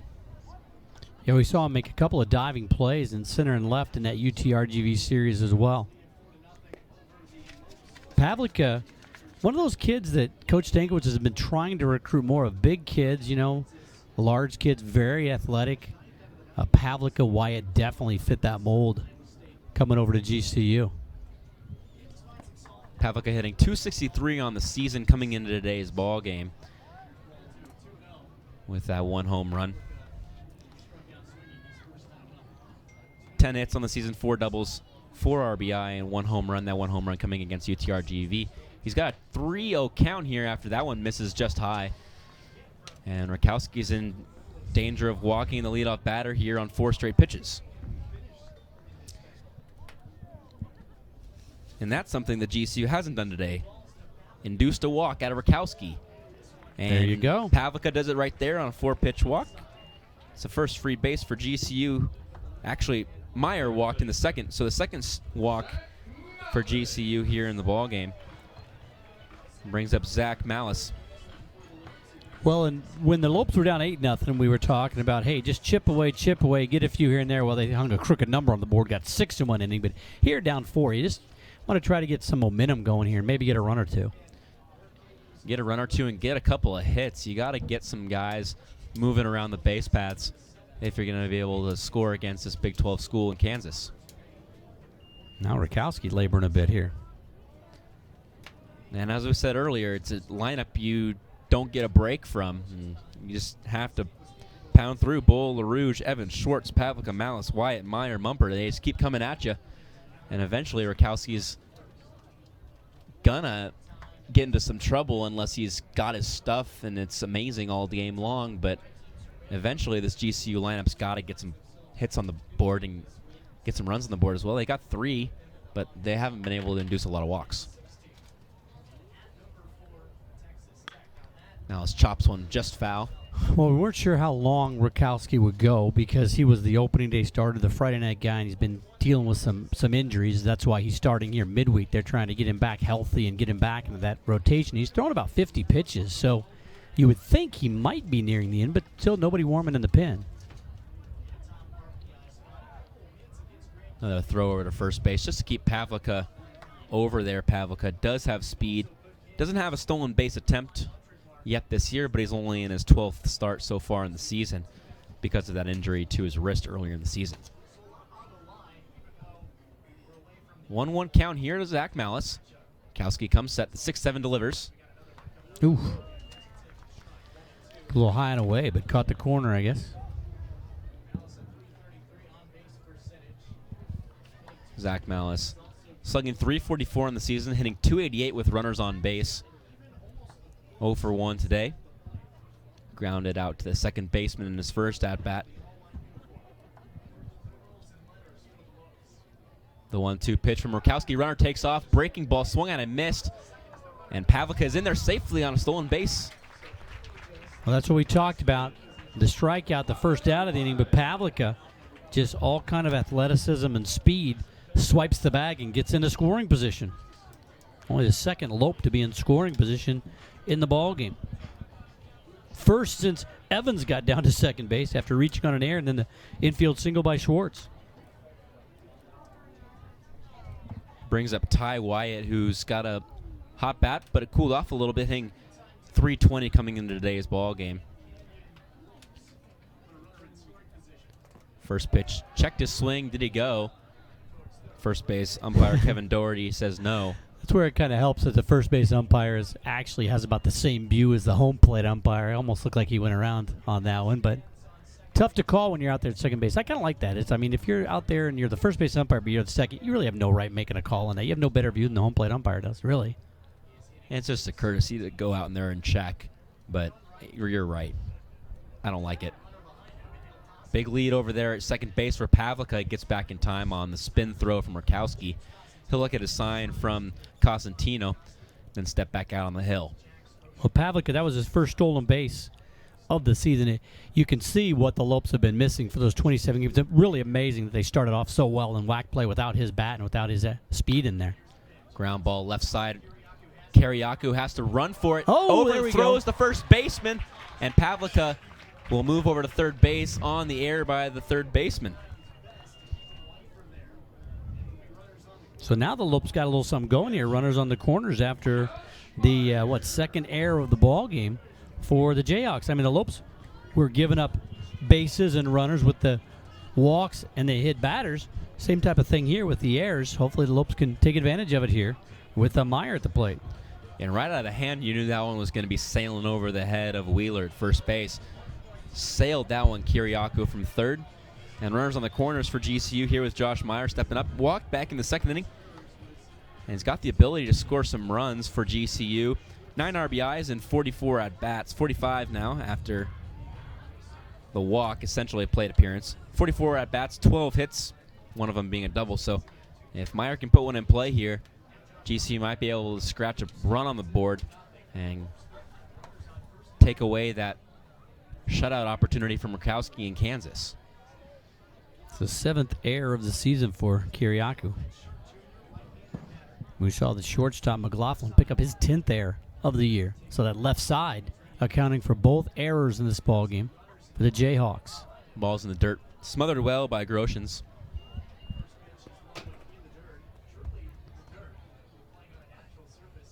So with one out, you want to stay away from the double play. And now we get a mound visit here.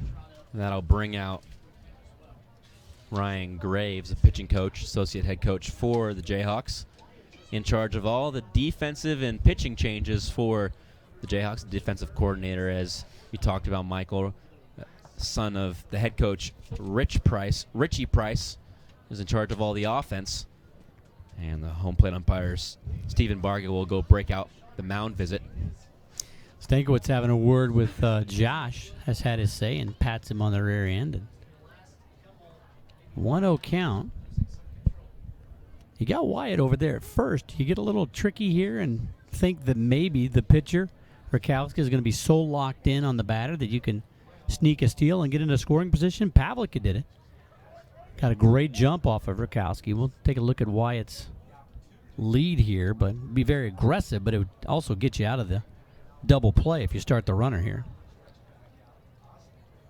I say you make Rakowski play defense. 6-7 frame coming off the mound is really tough to go down and pick up a baseball. Put both Pavlica and Wyatt in motion and have Josh Meyer lay down a bunt down the first baseline, see what happens. Wyatt's 2 for 3 in stolen bases. How about Lifted that? into How left about just center a base field. It's hit? going to be extra bases for Josh Meyer. It's going to score one for sure. Ty White getting Wyatt waved around third base. The throw is not going to come down, and it's a 4-2 ball game after a 2 RBI double from Josh Meyer. Well, Wyatt got a great read on that ball off the bat. He was just cruising. Pavlica played it correctly. He went back to third just to make sure it wasn't going to get caught, and he trots home easily. So, boy, Josh with the double. Catchers doubling in this series like crazy, and now they've cut it in half. Well, we wanted 1 or 2. We got our 2 there. Still a runner in scoring position for Mumper. And there's only 1 out in the inning in the top of the lineup looming for Rakowski here after Mumper. And GCU might be able to put some more runs on the board and make this a really, really interesting ball game and maybe even tie the ball game here in the bottom of the 4th inning. Meyer now with 11 RBI on the season. Well, Mumper was showing bunt and drew the bat back. Josh is a pretty fearless base runner out there. Sometimes it doesn't work out so well for him, but man, he has a huge lead out there. I think he's going to try to make Cosentino keep him honest, because the shortstop, McLaughlin, is way over in the hole there. Expecting Mumper to pull the ball, throw back to second base, not in time. Meyer in there safely. And if Mumper could poke one through that right side hole with Meyer's aggressive base running, you might be able to see Meyer score from second base, see if Vosik's got anything in his arm out there in right. Still nobody warming up in the pin there. Well, this looks like it's Rakowski's ball game. He's over right at about 60 pitches right now in this one. Just 1 out in the 4th. Rakowski comes set and delivers to Mumper. Slow roller to third base. Gives off for McLaughlin and gets the wave from the first baseman. And it's going to be a 4-3 ball game. And Mumper's going to get into second base on the error by the shortstop. So a base hit for Mumper, and then the error allows the runner to score and Mumper to go to second. Well, that was going to be a tough play. And, McLaughlin tried the only thing he could do, which was barehanded throw, but he should have just eaten that. You got runners at the corners and 1 out. As it is now, it's a 1-run ball game. Really slow roller off the bat of Mumper. Kiriakou gave way for McLaughlin and threw it away, as you see right here. Off-balance throw, and Mumper was safe before the throw even got there. So is it a single and an error or a straight-up error? Single and an error is how it's scored. No RBI for Mark Mumper. Yeah, I tell you, when you look at that one, the shortstop should have eaten the ball, but, man, Wheeler's got to make a better attempt to keep that ball in front of him over there at first base. I mean, that ball was in the dirt. He's got to come off the bag and just smother that thing instead of trying to backhand it, because the run's already across the bag. The runner is. Now it gets away from the catcher. Now the Jayhawks, but Lopes put some pressure on them. They're kind of falling apart defensively here. Jayhawks booting the ball all around. 2 errors in the inning so far. And GCU has been able to put 3 runs on the board and copy what the Jayhawks did back in the top of the 3rd. And Bull a chance here. Tie this thing up with the base hit. Mump's got good speed out there. And the way GCU's running on the base paths fearlessly, bunt shown. Rakowski off the mound quickly. Little lofty throw over to first base, but it moves the base runner over to third base, and it brings up Tom LaRouge with 2 outs and a runner on third base.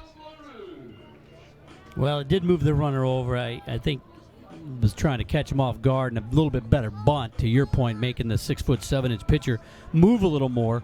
Might have beat it out, but that just wasn't a great bunt there by Bull. So now you need the 2-out base knock to tie it up. But even if you don't get this runner in, I mean, you want him, he's 90 feet away. Man, to put 3 on the board here and get right back into this ball game in just the 4th inning. Huge for GCU. LaRouge 1 for 2 today with a laser over the third baseman's head, Kiriakou.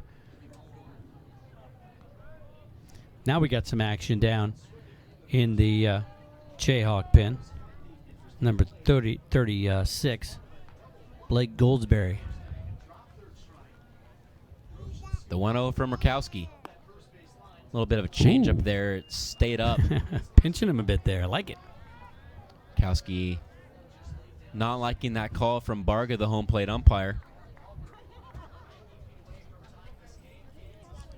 2-0 count here to LaRouge. 2 outs in the inning, and Mark Mumper at third base. GCU's erased a 4-0 deficit, and it's 4-3 now. Ball low, just below the knees, and Rakowski's thrown 3 straight balls here to LaRouge. I got to believe this is, well, I don't know how long it's going to take Goldsberry to get ready, but this might be his last batter here. Goldsberry still isn't even throwing really off the mound. He's just trying to loosen up that arm still, so I take that back. I think Rakowski's going to have to throw to another guy. The 3-0 outside, 4-pitch walk to LaRouge.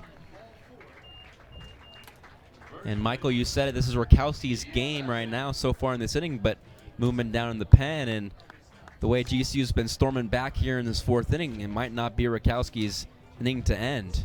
Well, now you get to the heart of the order here, too. I mean, that's a great at-bat by LaRouge. I mean, just not offering it anything, making the pitcher come to him, and he never did. Brings up Ian Evans, who's reached base both times he's been up to the plate today, reaching on an error by the shortstop in the 1st inning and a fielder's choice in the 3rd. Here with runners on the corners. Ball smothered there by the catcher, Groshans, and keeps the speedy LaRouge at first base. Groshans earning the scholarship here in this one, man. He's had some plays back there in the dirt. And you see the pitcher, and this is where you're trying to gut it out because you can tell he's kind of lost it. Rakowski's taking a deep breath and looking up to the stars for some inspiration. He's just trying to get through this next batter.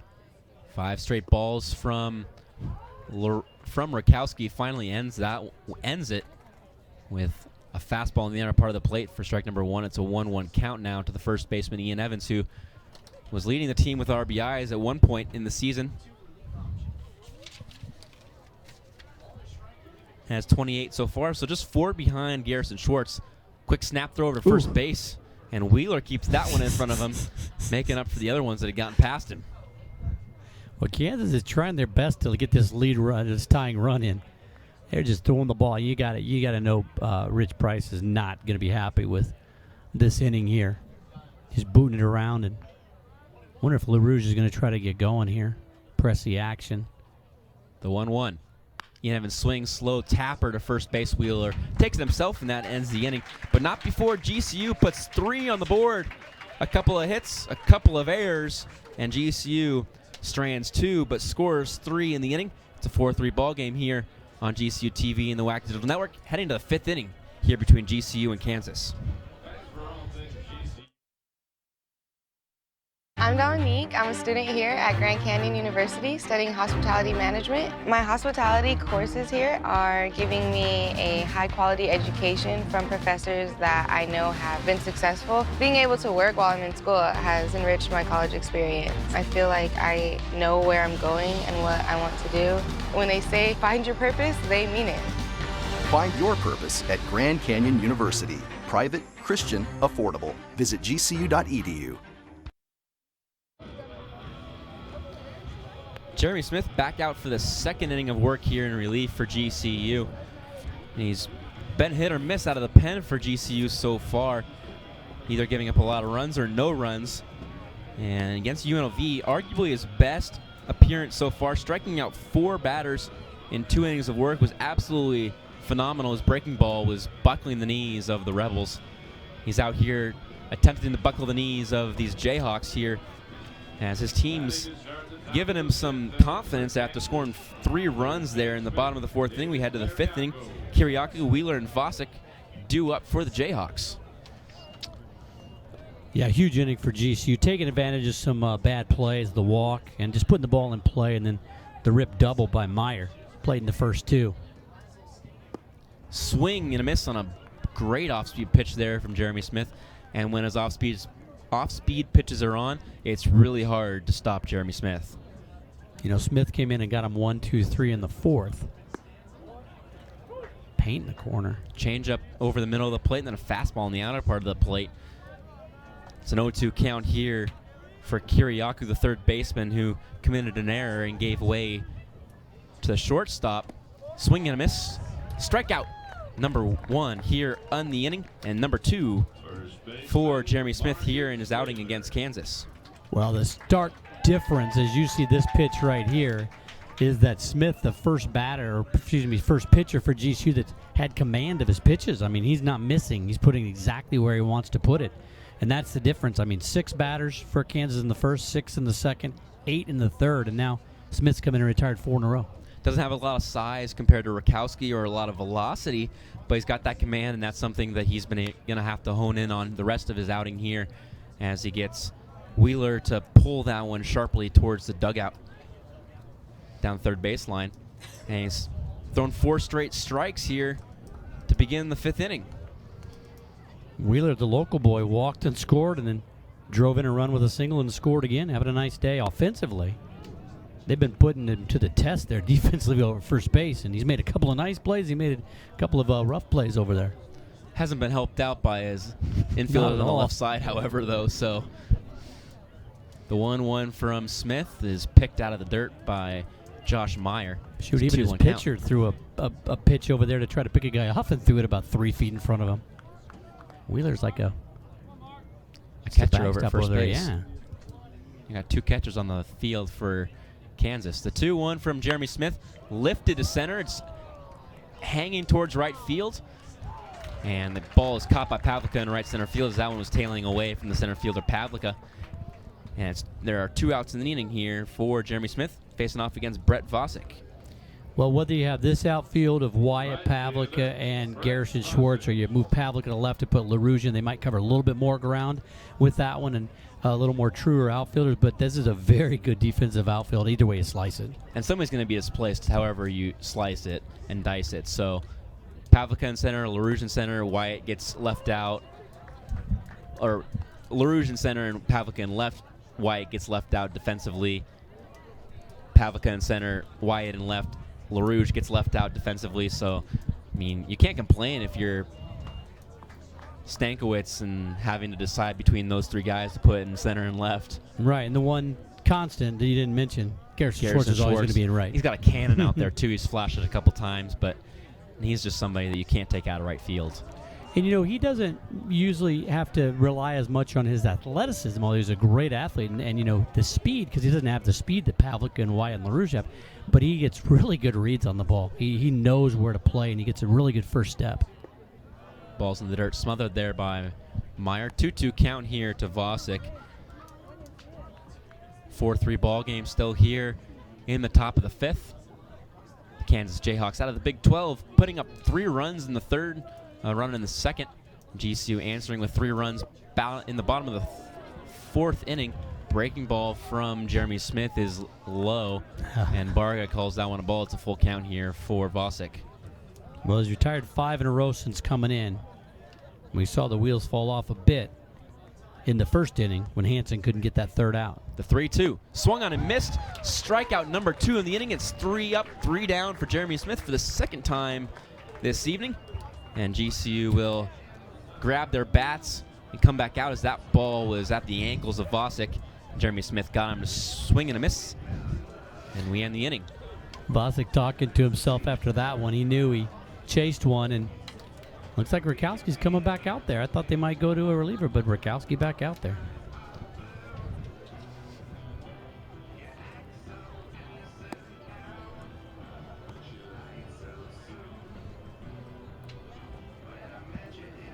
Get the best gear to show off your Lope pride. Go to lopeshops.gcu.edu to find everything GCU. From the newest apparel to the coolest accessories. Use promo code GCUTV20 to get 20% off for being a GCU TV viewer. Let's paint the Valley purple. Lopes up.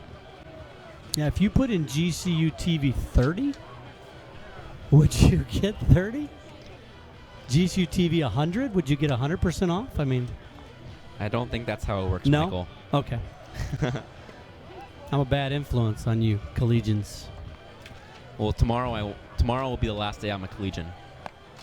Wow. Today was my last day of class, though. How does so that feel? tomorrow I don't have anything going on. How does that feel? My family's gonna be in town, though. It's kind of surreal. Like, you don't know how to. I'm one of those people that don't know how to feel about it. I'm not like, oh my goodness, like I'm graduating, it's over. But I'm not like, yeah, it's whatever. Do you have to use that high voice if you were that type of person? I'm mimicking certain people. Oh, I see. Not naming names at all because I can't, and I don't know them, and I don't know any names that would be doing that, but I'm stereotyping. Garrison Schwartz steps in. The junior swings and misses at the first pitch he sees. I'm just going to let you keep talking to see if you got yourself into some trouble there in your last broadcast. I'm trying as hard as I can not to do that. That's your last. Go out the bang. Don't tempt me.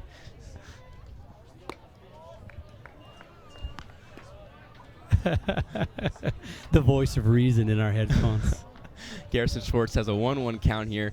Singled in the first inning and then flew out to center in the third. Rakowski throws one that's knee-high. Looked pretty good there, but it's a 2-1 count here for Schwartz. Barga has been a little bit all over the place with the strike zone today. Was a little shaky in the first inning with Hansen, and it's been kind of questionable here for Rakowski. Ground ball right at the middle, and McLaughlin smothers that one this time, and he was shaded towards the right side. One down for GCU here in the fifth.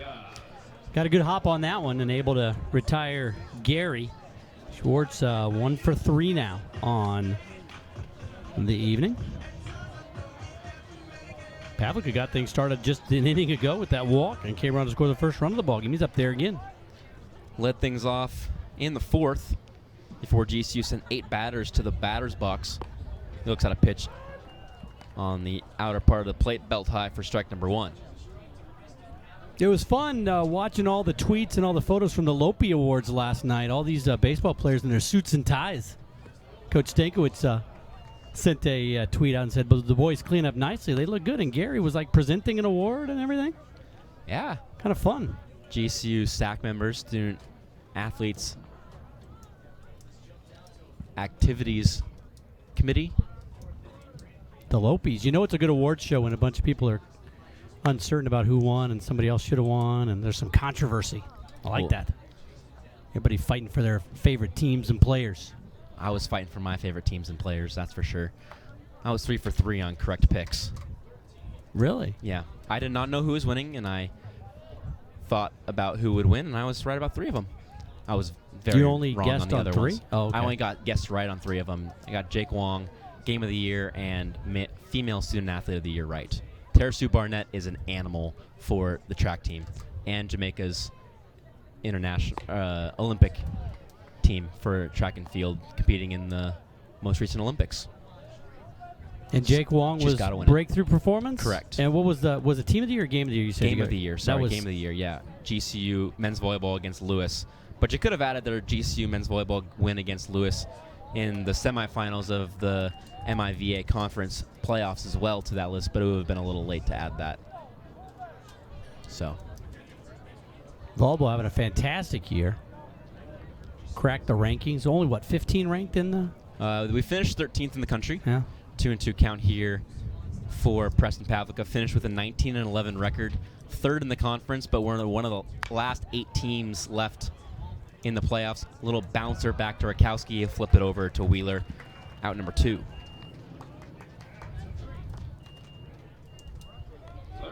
That brings up Zach Malice, the third baseman for GCU, 0 for 2 today.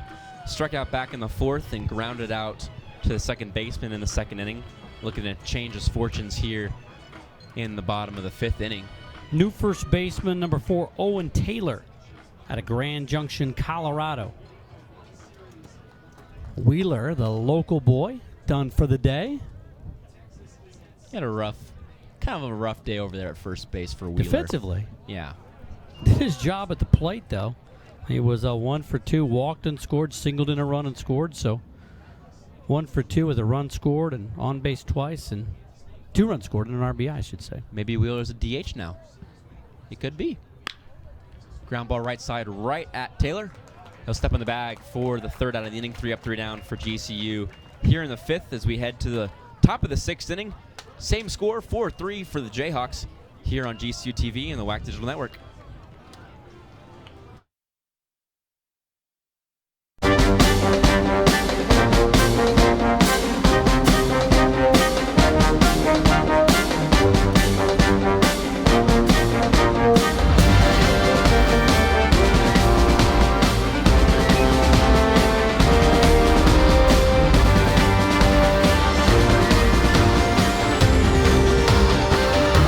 Find your purpose at Grand Canyon University.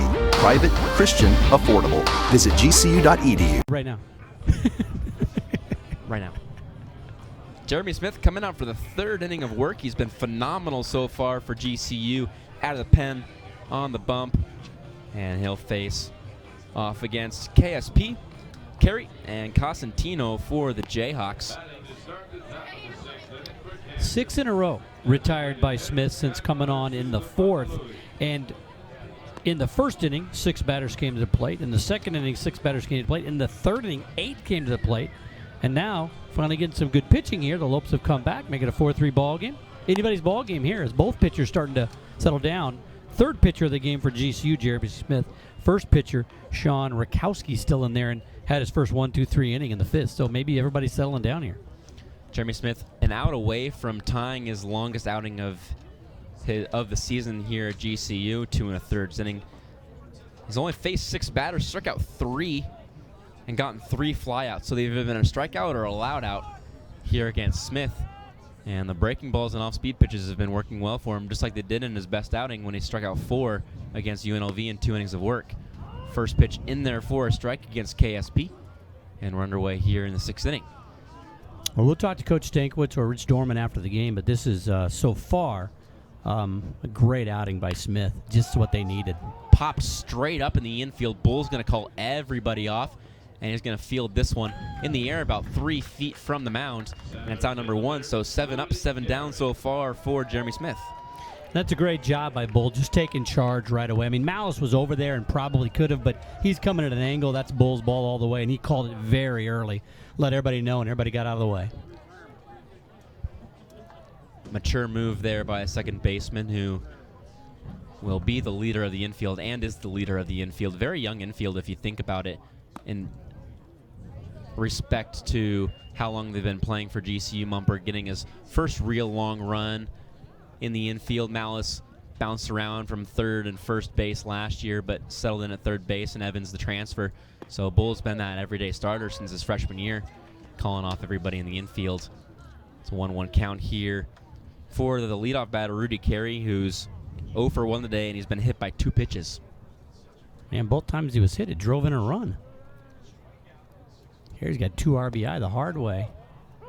He almost makes you pitch him outside because he starts with that open stance, but boy, he really dives at the plate. I mean, that first pitch was a little inside and almost hit him, but it wasn't that far off the plate. I mean, he really tries to take away that inside part of the plate from you, dares you to go in there.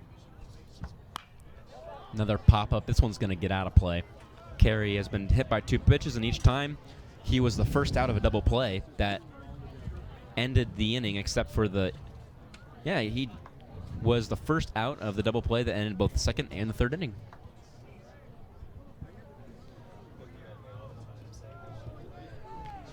One-two count here for Jeremy Smith, facing off against Rudy Carey with Cosentino on deck. Cosentino's 0 for 3 today. The 1-2 from Smith. Ground ball, left side, right at Mumper. Ranges to his left and throws over to first base. And it's another out recorded here for Jeremy Smith. Well, you talked about it, this infield. Mumper pushing his way in. Wasn't going to start last year. Came in when Paul Panachone had some injuries.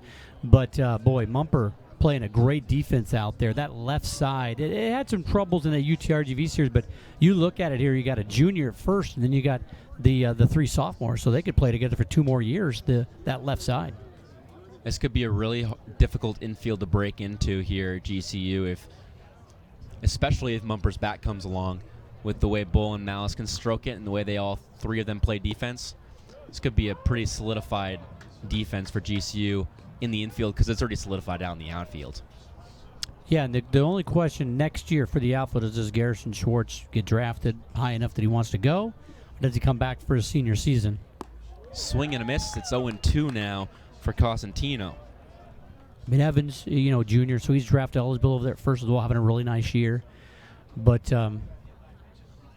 you look at, you're definitely going to have those sophomores back next year when you're eligible. The 0-2 popped up left side. This one's in the outfield. Ty Wyatt coming in. Nonchalantly makes the grab. It's out number 3. Jeremy Smith, 3 up, 3 down yet again as he cruises through the 6th inning with no damage done. We head to the bottom of the 6th inning. GCU still trailing 4-3 here on GCU TV.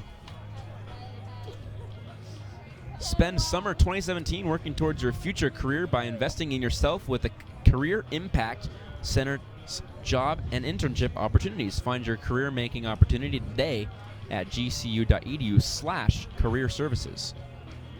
Boy, Jeremy Smith coming on in that 4th inning, down 4-0, and has retired 9 in a row and making it look easy. I mean, really making it look easy. He is in command. Nobody's really hit the ball hard off him at all. Longest outing of his GCU career so far, going 3 full innings. Previous longest was 2 1/3 against New Mexico State. New pitcher out on the mound. Number 36, we saw him warming up, so the new pitcher, and it's funny because it's got to be a pitch limit because that was the best inning Rakowski had. He mowed him down 1, 2, 3, but he was the Friday night guy. They're trying to get him back ready to go. So he gives way, and the new pitcher in is Goldberry. From Highlands Ranch, Colorado, same hometown as Mark Mumper. Went to different high schools, actually. Mumper went to Mountain Vista, and Goldsberry went to Cherry Creek. So 2 hometown boys facing off against each other here in this one as we head to the 6th inning. It brings up Ty Wyatt. Josh Meyer and Mark Mumper due up here in the 6th inning, trailing by a run as after GCU put up 3 runs back in the 4th, but weren't able to push any runs across in the 5th as Rakowski set them down in order. GCU will look to put some runs on the board here in the 6th and look to get win number 6 in a row. Well, Mumper will be 3rd up here to face a kid from the same hometown. They're both sophomores. You got to imagine they faced each other in high school ball. But Goldsberry, 4.67 ERA and 17 1/3 innings, all out of the bullpen. 21 hits, 12 runs, 9 earned. He's walked 5 and struck out 13. Just the second pitcher for KU. And now the home plate umpire is saying something about Goldsberry. What was that about there? They're having a really interesting conversation, and now Barga's chatting with Now he's talking Rich Price. with, I don't know what the issue was there. He said something about, was it the way he's holding his hands in the... Ryan Graves. Well, if you're the new relief pitcher, the last thing you want to do is tick off the home plate umpire before you even throw. Go into his mouth while wetting his fingers while going on the mound. It looked like he was saying something about where he's holding his hands, but yeah, see, he just went to his mouth there on the mound too. Maybe he's saying you got to go and you got to wipe that off before you. So you can wet the fingers with the mouth. You just got to wipe it off before you go right to the ball. What do you have to think about it? If you get your fingers wet and then you touch another piece of clothing, your hands are still going to be wet depending on how hard you wipe. So it doesn't really change anything, but it's still the rule. Or if you're Gaylord Perry, you put your fingers on the mouth, then you wipe across Vaseline on your shirt, and then you get the Vaseline on your hands and you throw the spitball. That was back in the day, though. That was well before you were born. I don't think they do that much anymore. No, those guys get caught so quickly. They do the now, managers are pointing at it, and they're walking out there, and they're tossed before you can even say Vaseline. 0-2 count here early against Ty Wyatt. Goldsberry throws way outside, and Ty Wyatt chases after it. Strikeout number 1 for Goldsberry here in the 6th. Just throwing the heat just challenged him, and yeah, it was off the plate, but Ty couldn't hold up, but he was way late on that anyways. Brings up Josh Meyer, who's 1 for 1 today, walked in the 2nd, then doubled in the 4th and scored on an error by the shortstop. 2 RBI, doubled to be exact, back in the 4th, and was able to score the first runs of the game for GCU. Yeah, nowadays the pitchers, they're doing the exact opposite. They're trying to institute in Major League Baseball where you can have a foreign substance out there to help you grip the ball better.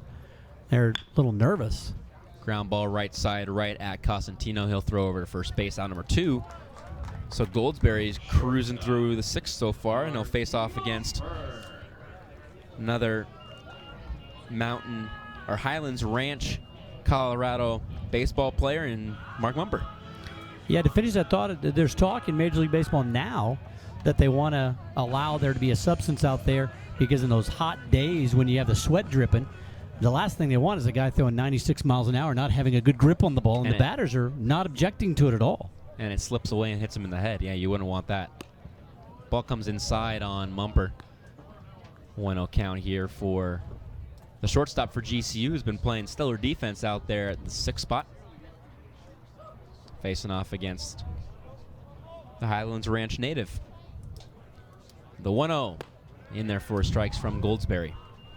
And I remember, was it last year, a pitcher got in trouble for, they had that bullfrog suntan lotion in the dugouts, and he had a little bit of that, and they said it's pretty common knowledge those guys will put that on their glove for that very reason. If it's sweaty enough, they want to rub it on that glove so that they don't lose a grip on the ball, and the opposing managers never argue about it.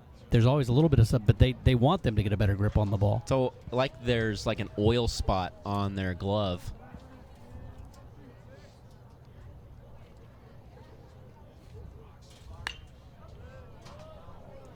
Fouled off there, 2-1. So we got a box score here from a ball game on March 20th. 2015. Cherry Creek lost Friday's home non-conference game against Mountain Vista. 5-1. The Golden Eagles and Mark Mumper got the victory over Cherry Creek and Blake Goldsberry. So they have matched up. Mark Mumper got the win. His team got the win. Mumper was 1 for 4 in that ball game. Goldsberry was 2 for 3. Boy, what a crack research staff we got here. That was quick too, Josh. Great job. 2-2 count here for Mumper from Goldsberry. Fouled off again. Young Josh Hauser, communications extraordinaire, communications athletic. What's your official title? What is it? Assistant. I always want to call you the director of athletic communications. Is that okay? We give you a promotion? We can make that happen right here. Charles might not like that. He won't care. He's a good guy. The 2-2 from Goldsberry. Fouled off again. Ooh. Mumper staying alive here against Goldsberry. You know, right in the back of Goldsberry's mind right now is I remember March 20th, 2015. Your team beat my team 5-1. This is payback. The thing I don't understand is they're both in the same town, but it's a non-conference game. Yeah. It's a big town. So would it be similar to what Arizona and Arizona State do, where they play 5 games over the course of the season? Ooh. Swing and a miss. Strikeout number 2 of the inning for Goldsberry, and sets down his possibly neighbor. Giddy up on that one. Third out. As we head to the top of the 7th inning, Kansas leading this one 4-3 here on GCU TV and the WAC Digital Network.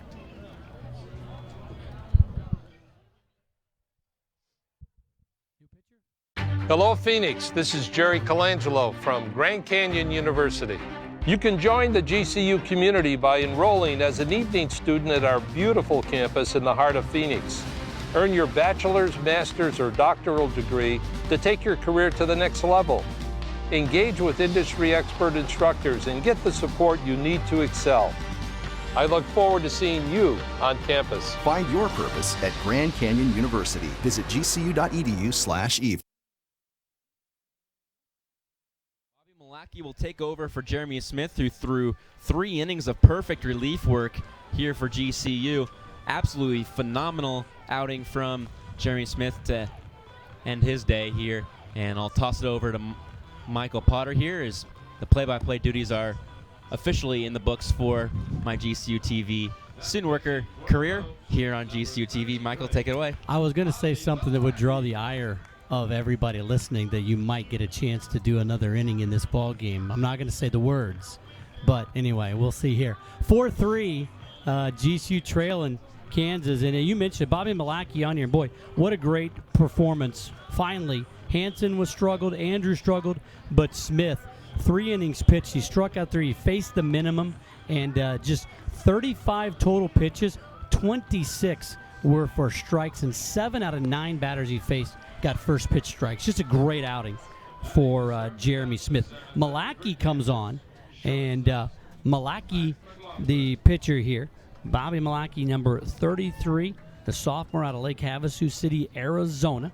And we'll give you Malarkey's numbers here. 6.48 ERA, a record of 1-2 in 16 2/3, 24 hits, 14 runs, 12 earned, walked 9 and struck out 17. Malarkey was on in relief and got the victory on Saturday in that 10-inning walk-off affair here at Brazil. First line drive shot right to Evans, who corrals it. McLaughlin's retired on 1 pitch. That's the way it started if you're Bobby Malarkey, who started off the season a little shaky but has been able to get things back over the plate and keep batters off balance, only giving up 1 run since conference play started. And he's been phenomenal out of the pen for GCU. Foyle at the plate now. In there for a strike. So now the relief pitchers, ever since Smith came in, starting to get those first pitch strikes across. That one in the air to right center, and it's going to fall. Gary hustles over to hold him to a single. And then that is the first batter to reach base since the hit batter of Rudy Carey in the 3rd inning. It's been a while. 11 in a row retired between Andrews, Smith, and Malarkey. The bulk of those by Smith. Yeah. And the base hit single. First runner aboard since the hit batter in the 3rd. First base hit since the, 4th batter of the 3rd. Foyle just golfed that one out to right center right there. That one was low in the zone. And that'll bring up Groshans. Groshans the catcher. Can the Lopes turn another double play? They've turned 2 in this ball game. Groshans a walk in the 1st. He walked and scored in the 3rd, and he flew out to center in the 4th. Well, you look back, and the big blemish is the 5 walks and the 5 hit batters. 3 of the 4 runs reached base by a walk. Foyle is not taking off from second base here. He has a very, very bad secondary lead. Almost tripped on his secondary there, and he does not have a very athletic stance in his leadoff from first base. So don't expect Foyle to take off here or a hit and run. Well, he's 3 for 8 in stolen bases, so he's attempted some, but he has not been that successful. Throw over. Good news for the Lopes is they could get a ground ball, get a double play, and maybe get out of this thing. They got the ground ball double play with the bases loaded in the 2nd. Andrews came in and got the strikeout and the grounder. That was really a huge part of the game because they put 1 on the board in that inning. Could have easily been 4 or 5. Andrews came in with the bases loaded. Able to pitch out of a jam. Back pick, the throw. Nice play by Evans. Had to go back to the backhand and slipped and fell. Josh Meyer, very aggressive with those back picks. He's got a great arm, and you see him, he points down to Evans saying, hey, thanks for bailing me out there. That would have been an E2 right there. 2-1. We'll see if they put something on here. Richie Price down there at third base. I mean, it's a good count. 2 balls, 1 strike with 1 out. They haven't had anything going since that 3rd inning. And offensively, they really haven't had a lot going this entire ball game. It's been more the walks and hit batters. Not running. Fouls it off 2-2. So not getting overly aggressive.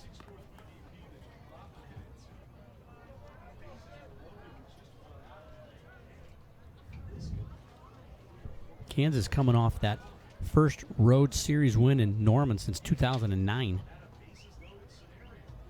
They've got the games against GCU, and then they're back home against Baylor.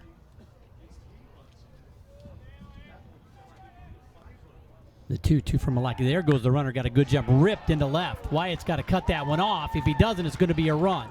Up against the wall. Foyle on his horse. He's going to come around to score easily on the double. Well, they started the runner there on a 2-2 count. I thought they might do it on a 2-1, but just ripped into left field by Groshans.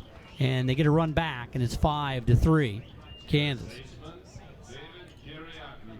That ball was scorched. And, if Foyle had not been running, Wyatt got out there in a hurry but couldn't cut it off. I don't know if he would have been able to score on that one, but as he was running with that one, comes around to score easily.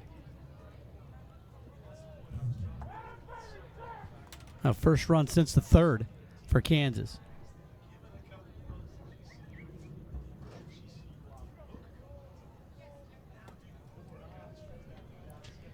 Kiriakou at the plate now. David 0 for 2, had a sack bunt. 1 out. Malaki paints the corner for strike 1. Well, we'll have to ask Coach Stankiewicz. I mean, Jeremy, he did extend. Did you say that was his longest outing? Yeah, he had only gone 2 1/3 earlier against New Mexico State. Or New Mexico. I have to ask Coach Stankiewicz about that. He seemed to be in command. That one flared down the line. If it's fair, it's trouble. It paints the line. Fair ball. It'll score another one. Back-to-back doubles. Kiriakou strolls into second base, and Malaki having some trouble here. Boy, that one just painted the line down there.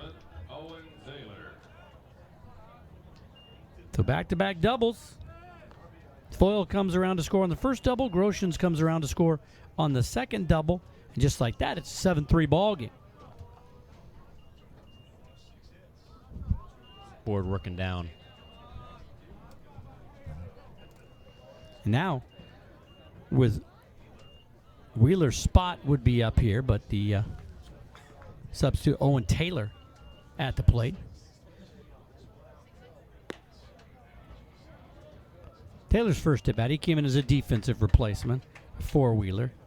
Wheeler, the local product, was 1 for 2, had a walk, a single, RBI, and 2 runs scored. Pitch to Taylor in there for a strike. So 1-1 the count. Owen Taylor hitting .284 on the year, 1 homer, 11 RBI. This is where you just can't let a team as good as Kansas and playing as well as Kansas. Can't just let them off here. Got 6-3 lead. Swing and a miss. Nice pitch by Malaki. As we said, Bobby's last appearance, he ended up getting the win. I think it really fired up the Lopes when he came in that 10th. He got a fly out. He hit a batter. Then a nice throw. They caught him stealing. Barnes just gunned him after a strikeout. That ended the inning, and the Lopes came back and scored the run to win it in the bottom of the 10th.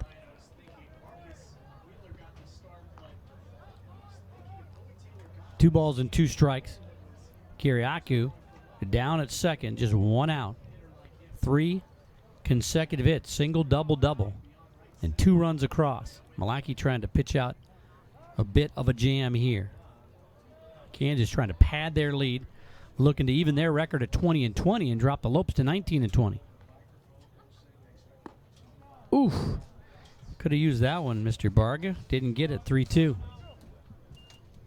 Didn't look that bad, did it? Not sure where that missed. But it did. 3-2 count. Good speed with Kiriakou at second. Staying alive. That's a nasty pitch and close enough that Taylor had to just fend it off. Taylor hitting .429 with runners on, but just .320 with runners in scoring position. Still, both numbers pretty good.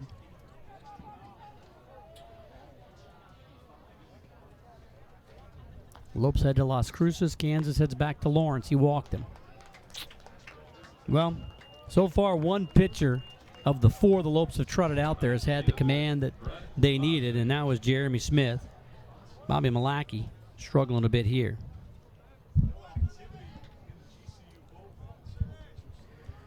So after the walk, 4 straight batters have reached base for the Jayhawks. But the double play back in order. Vasic at the plate. Vasic 1 for 2 with an RBI. Breaking pitch missed, ball 1. Vasic was hit by the pitch, stranded at third, singled in the third, and then struck out. That single produced a run back in the third.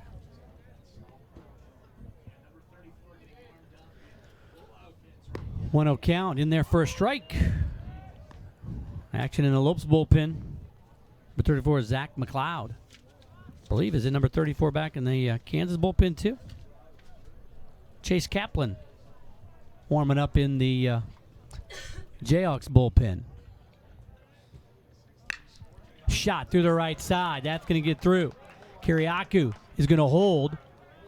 Good throw there by Schwartz. And now the bases are loaded once again. There's one out.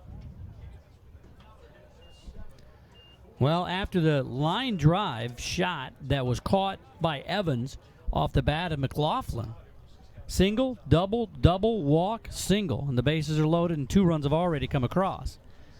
Now Dorman coming out. Typically it's Stankiewicz who makes the changes. McLeod is just getting ready, so Rich is going to come out and talk to Malachy.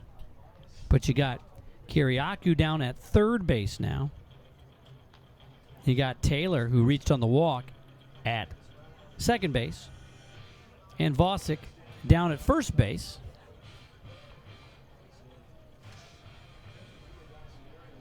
Kamana Souza Pa'aluhi at the plate. Souza Pa'aluhi hit by a pitch, and then popped out to second. So he's 0 for 1, but he's been on base twice. Dorman's had his say, and a lot of times when you ask Rich after a game what he says, he's just not happy with the competition level out there, meaning the guy's not committing to the pitches he's calling.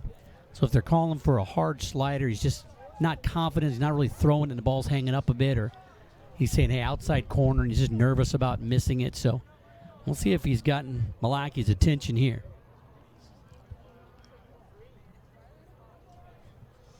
KSP at the plate with the bases loaded. First pitch misses, ball 1. Well, Stephen Barga, the home plate umpire, he has been pinching both teams at times. Malachy can get a ground ball here, and Lopes can turn their third double play. Foul back 1-1. GCU got the 6-4-3 in the second. They got the 4-6-3 in the third. This is a big pitch for Malachy. That one flared off. Foul. Going to get out of the reach. Well, we just got this confirmation that Mark Mumper and Blake Goldsberry, they don't just know each other. They're not just acquaintances. They're like best friends. Quinn Cotton, who's from up there in Colorado. Both their dads, prominent baseball coaches in Colorado, which is why they probably played at different schools. We'll have to ask Mumper about that after the game. They might not be best friends after that last at bat. Well, they're club baseball. Typically in the city, even if you're on different high school teams, fouled off. You know, the best players like these guys find their way to the same club teams. So thanks for the confirmation there. Asked Mark on Sunday whether Blake was his best friend, and he confirmed it. So I guess that's a second-hand confirmation, but we'll take it. No reason to make that up, right? Up high, 2-2. We'll have to ask Mumper about that. Mark's dad, of course, a great ball coach up there in Colorado. Mark's mom and dad come down to all the ball games. They're in the stands here tonight. The 2-2. Ripped, line drive, caught, everybody back. Oh, he hit it well. Bull ranged a couple steps, made the grab, and good base running there. I mean, the tendency is off the bat like that. You want to try to score. And usually it's a guy at second that tries to get the jump, you know. But good base running out there by the Jayhawks. Everybody making sure it went through. When it didn't, they got back to the back. So 2 outs, top of the order. Rudy Carey at the plate. Carey's been hit by a pitch twice with the bases loaded, so he got RBI. If he gets hit here, it'd be the third time, and he does. Did he get hit? No, it got by him. Ooh, Meyer, the ball gets past him. Boy, that was so tight inside. I thought he got hit again. Josh able to get the ball back before the runner at third, Karaoke, could score. You watch this replay here. Oy vey, how did that not hit him? The breaking pitch just barely misses the lead leg. Malaki busting it in, but I don't think Kiriakou really saw that ball very well because that got far enough back. Had he been breaking with the ball in the dirt, he would have scored. 1-0 count. 6-3 ball game, and now it's 2-0. Well, Carey's got 2 RBI, both times being hit by a pitch. Could he pick up an RBI here on a walk? He struck out his first time up, hit by pitch, ground out to short. Fouled off, so Malaki comes right after him. 2 ball, 1 strike to count.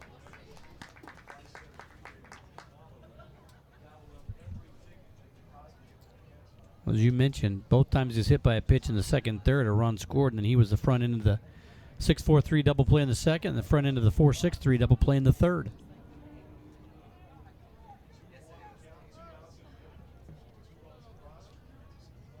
Now Carey's going to step off. Well, the game picked up some momentum once Jeremy Smith came in because he mowed through them 9 in a row, the 4th, 5th, and 6th inning. Rakowski and Goldsberry did well too. That one's going to get down, and that's going to blow the game open a bit here. Karaoke comes in to score. Taylor's going to come in to score. Vasek goes to third. Kiriakou scores. On the heels is Taylor. 2 more runs across, and it's an 8-3 ball game with runners at the corners, and here comes Coach Stankiewicz once again. That's going to be it for Malaki, and not a great outing for Bobby. McLeod, it looks like, is going to come in, but you know, Fletcher, just when the Lopes, they come back in, they score those 3. They can't put anything on the board in the 5th and the 6th, and now 4 runs across. And it's the big innings, the crooked numbers. 3 in the 3rd for Kansas, and now 4 here in the 7th, and they lead it 8-3. It's really tough because Jeremy Smith was cruising, but you can't just leave him out there because he's a reliever. 3 innings is a lot of pitching, even though he went 3 up, 3 down all 3 innings out there. But setting him out there for a 4th was setting him up for failure, especially against this Big 12 team. So the guy coming after him had big shoes to fill, and Malaki wasn't able to do it. And this game is blown wide open, like you said. Well, Rudy Carey gets his first base hit of the night and his 4th RBI on that base hit single. So Carey, with the 2 runs on the single, chases Malaki, and it's number 34, Zach McLeod.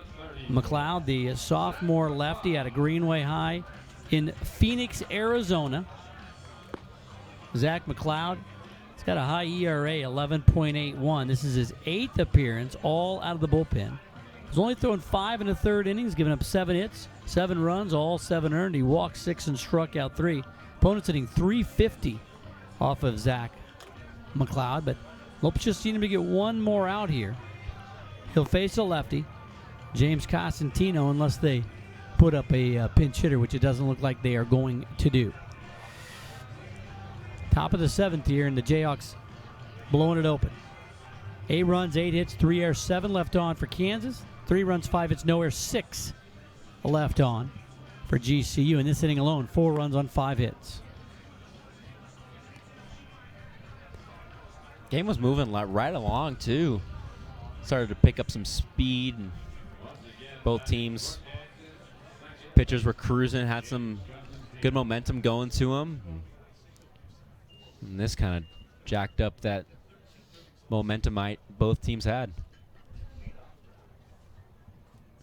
So James Cosentino struck out his first 2 time-ups, hit into a 4-6-3 double play, and flew out to left. He's still looking for his first base hit. He is he and Taylor and Souza Pa'alui, the only ones in this lineup not to get base hits, although Taylor walked and scored. Cosentino 265 on the year. First pitch from McLeod, low, ball 1. And once again, The Lopes struggled through the first 3 innings because their pitchers couldn't find the zone. Malachy got too much of the zone here in the 7th, and now McLeod starts out Casatino with the ball. Tried to check his swing, and not even going to check, I don't believe. 2-0. Not sure why you don't even ask. Maybe you get one there. He definitely swung, I thought. 2-0.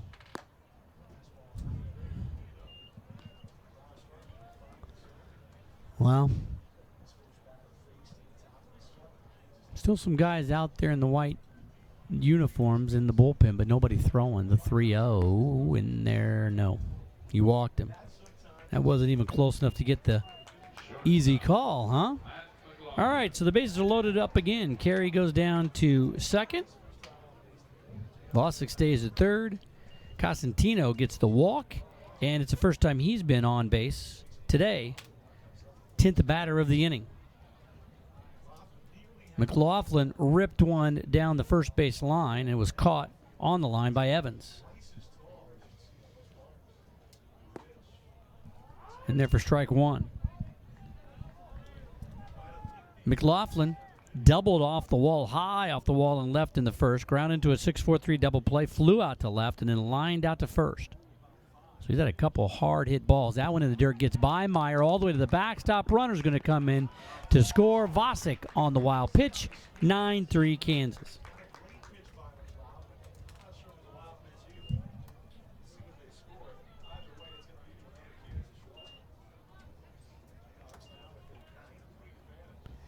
So now everybody moves up. And Carey down to third, and Cosentino to second. Kansas blowing this one wide open, and Lopes needs somebody to find the zone. Jeremy Smith. Yeah, we'll ask Coach Stankiewicz. I mean, he didn't throw that many pitches, and he wasn't laboring at all, but it was the longest he had thrown, inning-wise. Fly ball over right side out of play. 1 ball, 2 strikes. You can't send him back out there for the fourth inning. I don't necessarily say you can't send him back out there. He didn't, but we'll have to ask the coach. He retired 9 in a row and was in command. The 2-2 with 2 outs, fouled off. They chose not to. They haven't found anybody else. He's been the only one for the Lopes that's thrown strikes on a consistent basis out of the 5 pitchers. Problem for GCU is they're using everybody out of that kind of mid-relief in the pen. Who's going to throw tomorrow? And neither team has named their starter, I don't believe, for tomorrow. Not uncommon on a Tuesday, Wednesday to kind of wait and see. Degenhart, Benavides. And I wouldn't throw Deegan because I'd like to throw Deegan in Las Cruces, but we'll ask Coach afterwards if he has an idea. He might not. The 2-2.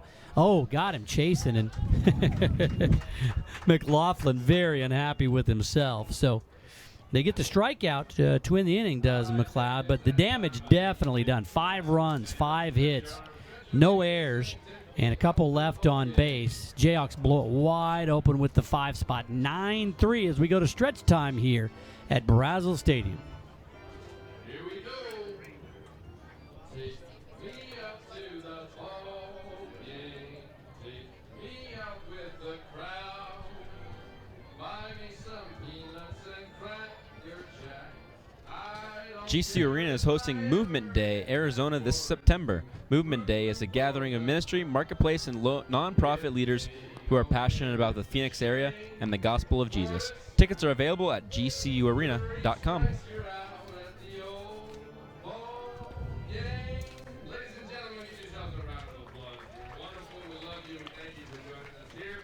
Well, 3 spot in the third after 1 in the second, then a 5 spot in the 7th. 9 runs on 8 hits, 3 errors, 9 left on for Kansas. 3 runs, 5 hits, no errors, and 6 left on for GCU. We go to the bottom of the 7th, and Goldsberry back out there, and why not? He got the Lopes, the bottom third of the Lopes, 1, 2, 3 in the 6th, his first and only inning of work. And now we go to the 7th. Austin Bull, Tom LaRouge, Ian Evans.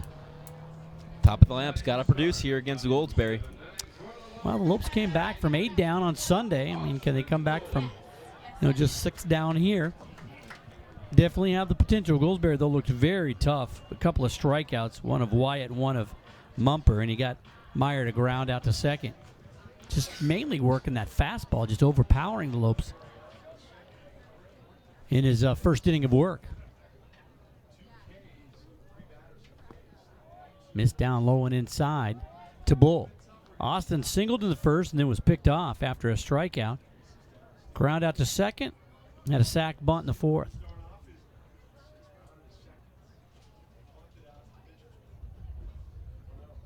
Up high. Ooh, oh boy.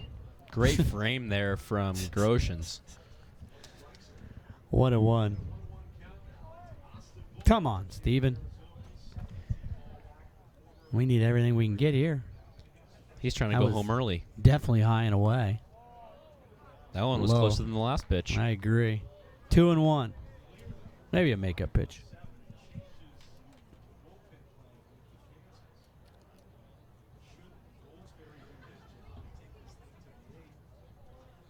Goldsberry into the wind up to 2-1. Foul back on it, just under it a bit. 2-2, and take you back to the sixth inning. Goldsberry finished his warm-up tosses and got into a little bit of a disagreement with the home plate umpire, Stephen Barga, about the fact that he was going to his mouth to wet the fingers and not wiping his fingers off. Pitching coach came out and talked to the home plate umpire. Fouled off again. Count stays 2 balls and 2 strikes. Didn't seem to bother him any. Struck out 2 batters in that 6th inning and got a ground out. When you look at the pitching stats for GCU, a wild pitch, 5 hit batters, 7 walks. Swing and a miss, struck him out. Boy, just the heat on the outer half. 3rd strikeout out of 4 batters for Goldsberry and Tom LaRouche.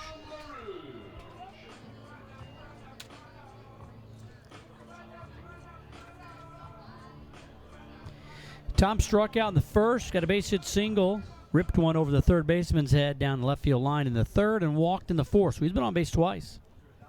If he can get things going here. Rips it to the right side under the glove of Owen Taylor. In the corner, Tommy's thinking 2. Picked off before it got to the wall by Vosig, but LaRouche on his horse, and he's got a double. So a 1-out double in the 7th here, and Ian Evans at the plate.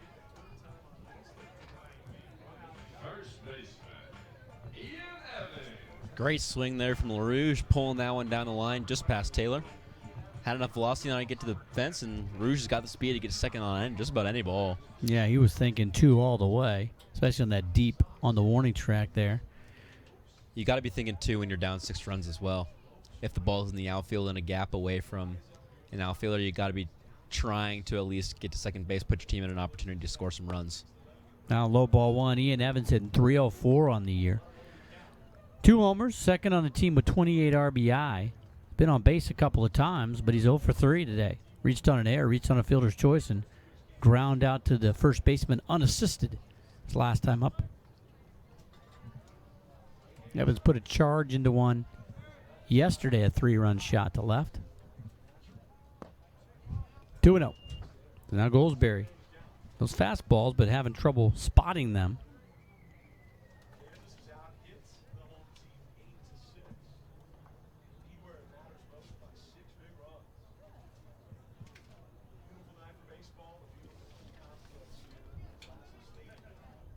Goldsberry now slowing down, taking his time getting those signs. The 2-0 under it and fouled it off. Ian hit 400 in the UTRGV series. The Lopes swept that. A couple of back-to-back walk-offs in the 10th inning on Saturday and Sunday. But Ian, 4 for 10 with 2 runs, a homer, and 6 RBI. Well, that's something. You score 22 runs in that series, and Schwartz and Evans account for 13 of them.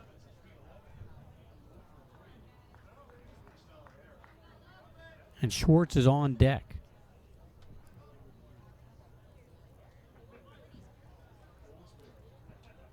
The 2-1. Fouled off again, 2-2. And Gary, a 769 slugging percentage in that one. Evans, a 700 slugging percentage in that series. Pavlica, 3 for 5, and that just hit 273, but 5 runs, had the homer and the 3 RBI. LaRouche had 3 ribby in that one as well.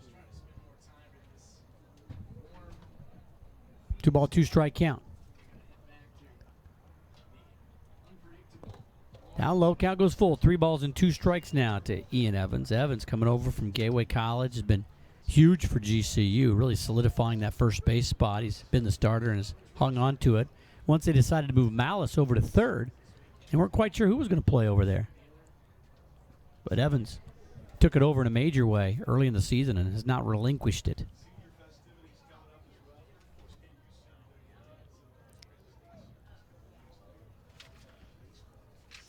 The 3-2. Chopper in the hole.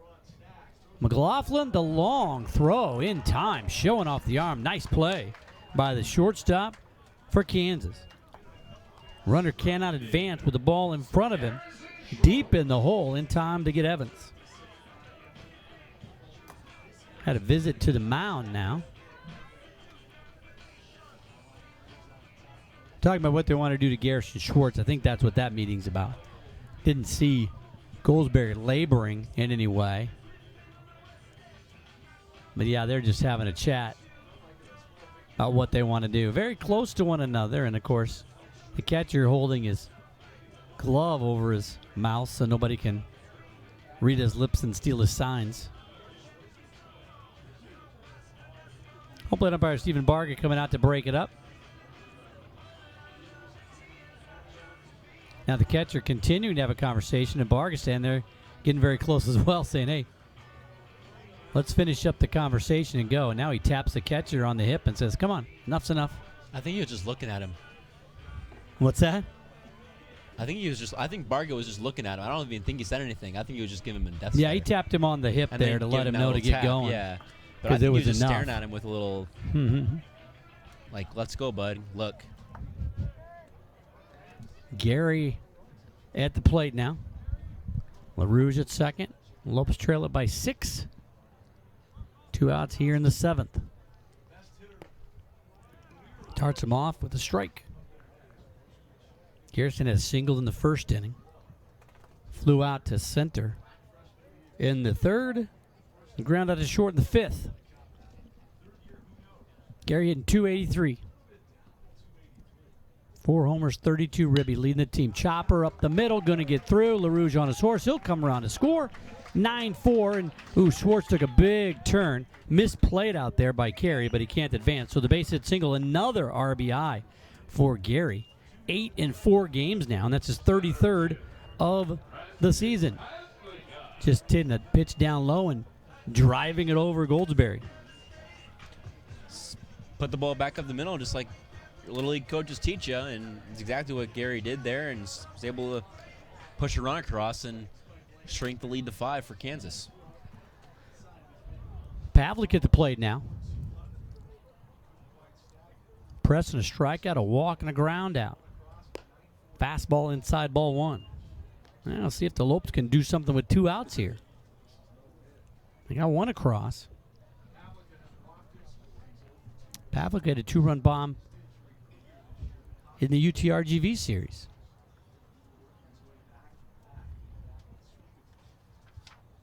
Missed 27 ball games this season after the injury, making the catch out at St. Mary's.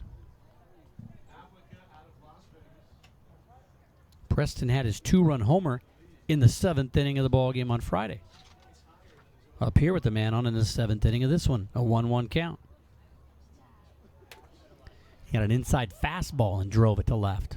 Missed outside 2-1, and now a good hitter's count here.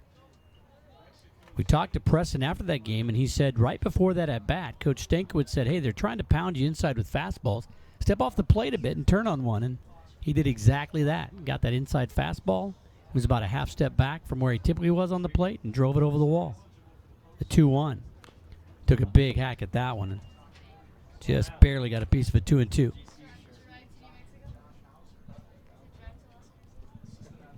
Two balls, 2 strikes, 2 outs Runner at first base is Garrison Schwartz. 9-4 lead for the Jayhawks. The 2-2. Strike 3 on the outside corner. Frozen, 4th strikeout of the ball game for Goldsberry, and that is the inning. Lopes get 1 back on 2 hits. There were no errors and a man left on base. We've completed 7. Jayhawks with the lead, 9-4. This is Lopes Baseball on GCU TV and the WAC Digital Network. I'm Taylor. I'm a senior here at GCU and I'm studying marketing. Moving on campus is one of the best decisions ever. Being an RA has given me a lot of experience that I think I can carry on through the rest of my life. Throughout my time here at GCU, I've needed $20,000 worth of assistance, but through my on-campus position and the multiple scholarships, I've been able to earn the money each year to pay that back, so by the time I walk across the stage, I'll have no debt. Find your purpose at Grand Canyon University. Private, Christian, affordable. Visit GCU. McLeod back out on the hill for GCU. The Lopes trouble they've had has been on the mound. They trail at 9-4 here. 3 runs in the 3rd for Kansas and 5 in the 7th to tack on to the 1 they got in the 2nd. And they're up 9-4 in this ball game. McLeod will face 4, 5, and 6, Foyle, Groshans, and Kuriaku. Hansen got the start, went 1 inning and gave up 1 run. Andrews relieved, went 2 innings and gave up 3 runs, all earned. Smith came in, Jeremy Smith, and pitched fantastic baseball. In 3 innings, he faced the minimum, threw 35 pitches and got 27 strikes, 7 first pitch strikes out of 9 batters. Malachy only went 2/3, gave up 5 runs, all earned. And McLeod came in and got the final out of the last inning. He'll start his first clean inning here. He walked a man and then got the strikeout. He lined on then a strikeout and Foyle at the plate. First pitch to Foyle, outside ball 1. Devin Foyle, 1 for 2, a couple of runs. He walked in the 1st and the 3rd, caught looking in the 4th, and singled in the 7th. He scored in the 3rd and the 7th. Outside, 2-0.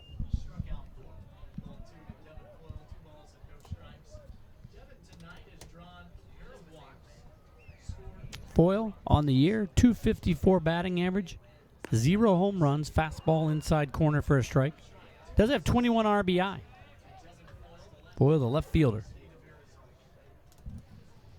Now the question of who the Lopes will pitch tomorrow. Both teams have a TBA next to their Wednesday starter. Any guesses? Any guess? You're pushing for Deegan hard, huh, Fletcher? Or Benavides. Gabe Benavides. I'm gonna bet Benavides. 2-2. Yeah, that's true. He threw and strike 3. A high fastball, couldn't catch up with it. So Foyle strikes out, and now a couple of strikeouts for McLeod coming in.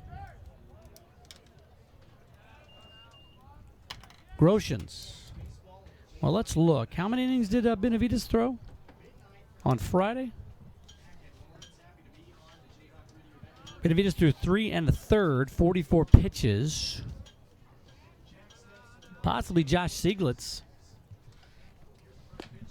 the new leader out of the gate. Josh Sieglitz to be the starter tomorrow. Missed outside ball 1.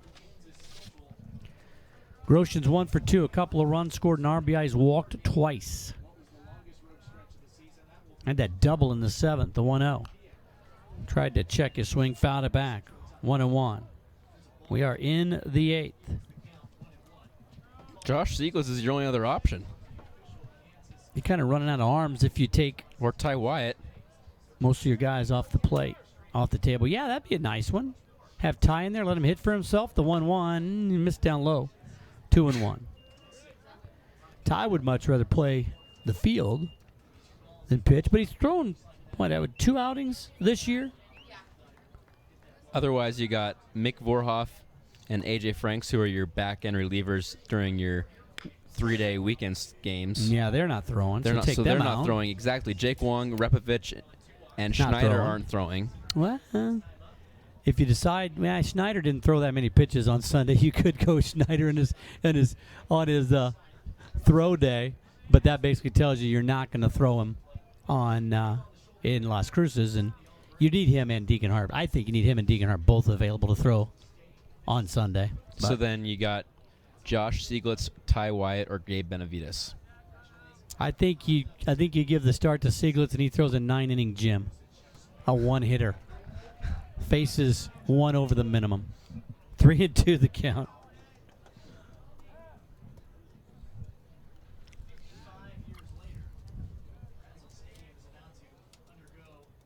The payoff pitch up high. Another walk. Oh boy, I tell you what. For GCU, the 8th walk.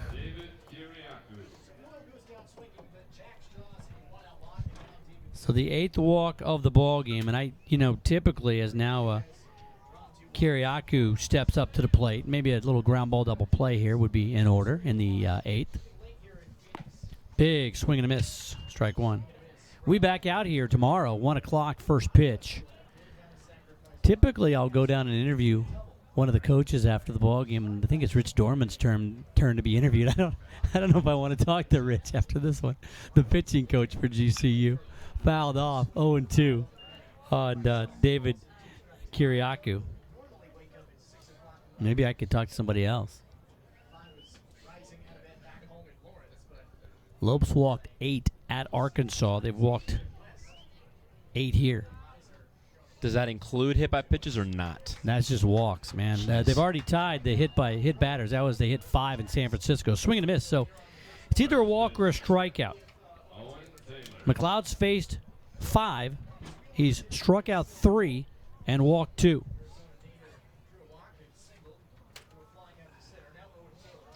Owen Taylor at the plate.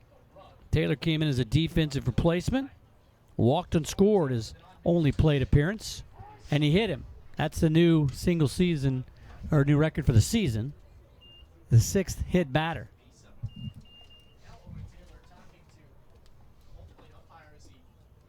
So Taylor slowly goes down to first, unhappy. Nobody's ever really happy when they're hit, but I'd imagine down 9-4 if you've been taking in what's going on. No malicious intent on that one. So 6 batters faced by McLeod since coming in. He's walked 2, hit 1, and struck out 3. Vosick at the plate. Lefty-lefty. High and tight.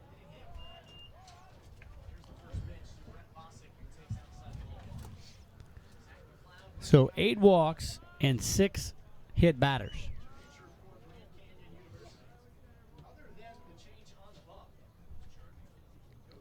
The 1-0. 2-0.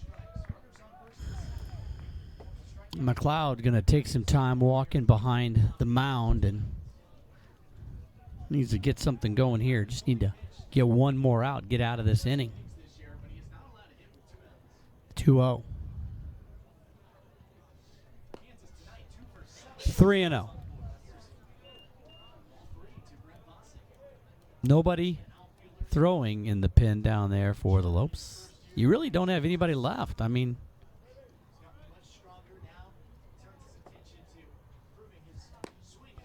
walked him, bases loaded once again.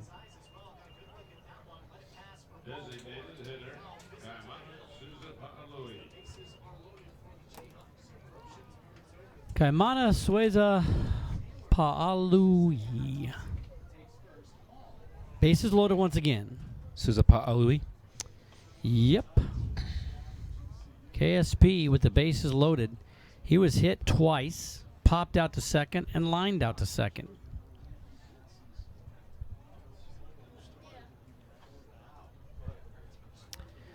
Once again, Josh Meyer having a long conference out there. Well, this game grinding to a halt. We picked up speed in the 4th, 5th, and 6th when Smith was throwing and Rakowski and Goldsberry were dealing. Bases loaded again. Seems like the bases have been loaded every other inning. Strike 1 in the outside corner.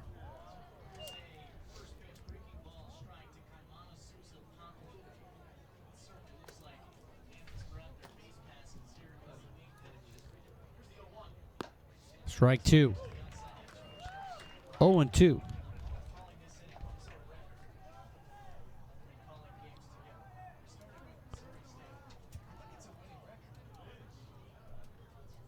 The 0-2 again. Outside, wouldn't chase it. Blocked nicely by Meyer. That could have led to a run. Well, not the way the Lopes were hoping this midweek series would start.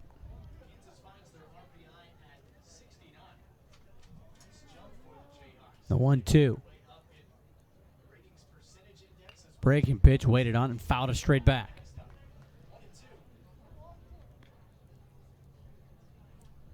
Well, Santa Barbara beat Bakersfield in WAC play today. Northern Colorado at Air Force was canceled due to weather. Washington won at Seattle 7-4. Sac State beat Pacific 5-2. In the air to right. Gary coming in. That's the inning. So McLeod strikes out a couple, walks a couple, hits a guy, and then gets the fly out to right. And we go to the bottom of the 8th. Still a 9-4 Kansas lead with the Lopes coming up. If you're on campus, check out GCBC for locally sourced coffee, tea, and treats. That's the Grand Canyon Beverage Company located in the Student Union, Roadrunner Apartments, and Canyon 49. Well, the Lopes won't have to look far to see what went wrong on the pitching staff. Nobody could throw strikes except for one guy, Jeremy Smith, and he just couldn't, unfortunately, pitch 9 innings here today. So in that inning alone, this 8th inning. This just tells you how the Lopes have been playing. They send 6 to the plate. 2 guys strike out, 2 walks, a hit batter. They load the bases with no hits, and then leave 3 on. Lopes have not hit this many batters, 6, since returning to D1 play 4 years ago. Jeez. Tough day for the pitchers for GCU. So do you just try to hit another one in the 9th and keep setting that mark higher and higher? Probably not. Goldsberry back out there. He's thinking have a quick 1-2-3 inning and get his guys back out there. Malice, Wyatt, and Meyer. We'll see if Coach Stankiewicz goes to any pinch hitters or anything here. Down 9-4. Zach Malice will finish up the WAC scoreboard in a moment here. Malice 0 for 3. A couple of ground outs and a strikeout. Hitting .274 on the season.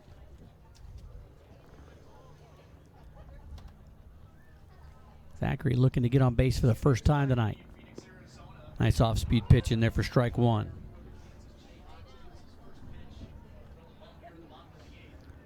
So we mentioned that Utah beat Utah Valley in Orem, Utah. Missed 1-1. What do you think the score was in that game? 23-5. The Utes beat Utah Valley. Oh dear. In Orem. What if I be surprised if that? I would not be surprised if that kickstarts Utah's push to not finish at the bottom of the Pac-12. Fouled back. They won it last year. Yeah, they did. Everybody was surprised, but they have the ability to score runs. Arizona knocks off New Mexico State. Arizona, number 12 team in the country, 11-2 the final. So Arizona playing pretty well against WAC teams this year. Mexico State only getting 5 hits, committing 6 errors. In the air to center.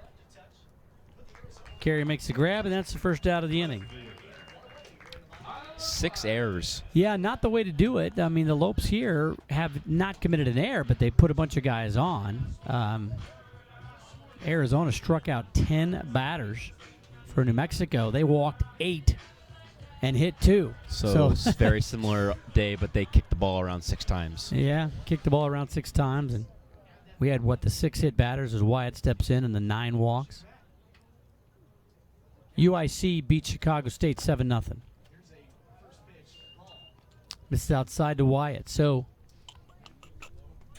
let's see. Nobody in the WAC going to win today?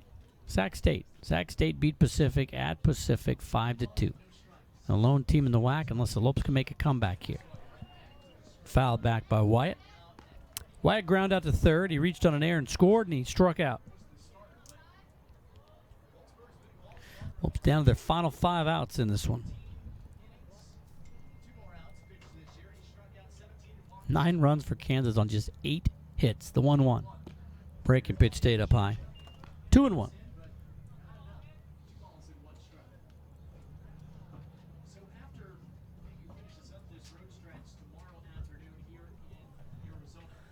The 2-1 pitch on the way. In the air, right center field. Vosick makes the grab in right, and it loops down to the final 4 outs. Gonna bring up Josh Meyer. So Stankiewicz not going to his pitch hitters. Down 5 here. Love Josh Meyer's walk-up music. Little Bee Gees action there.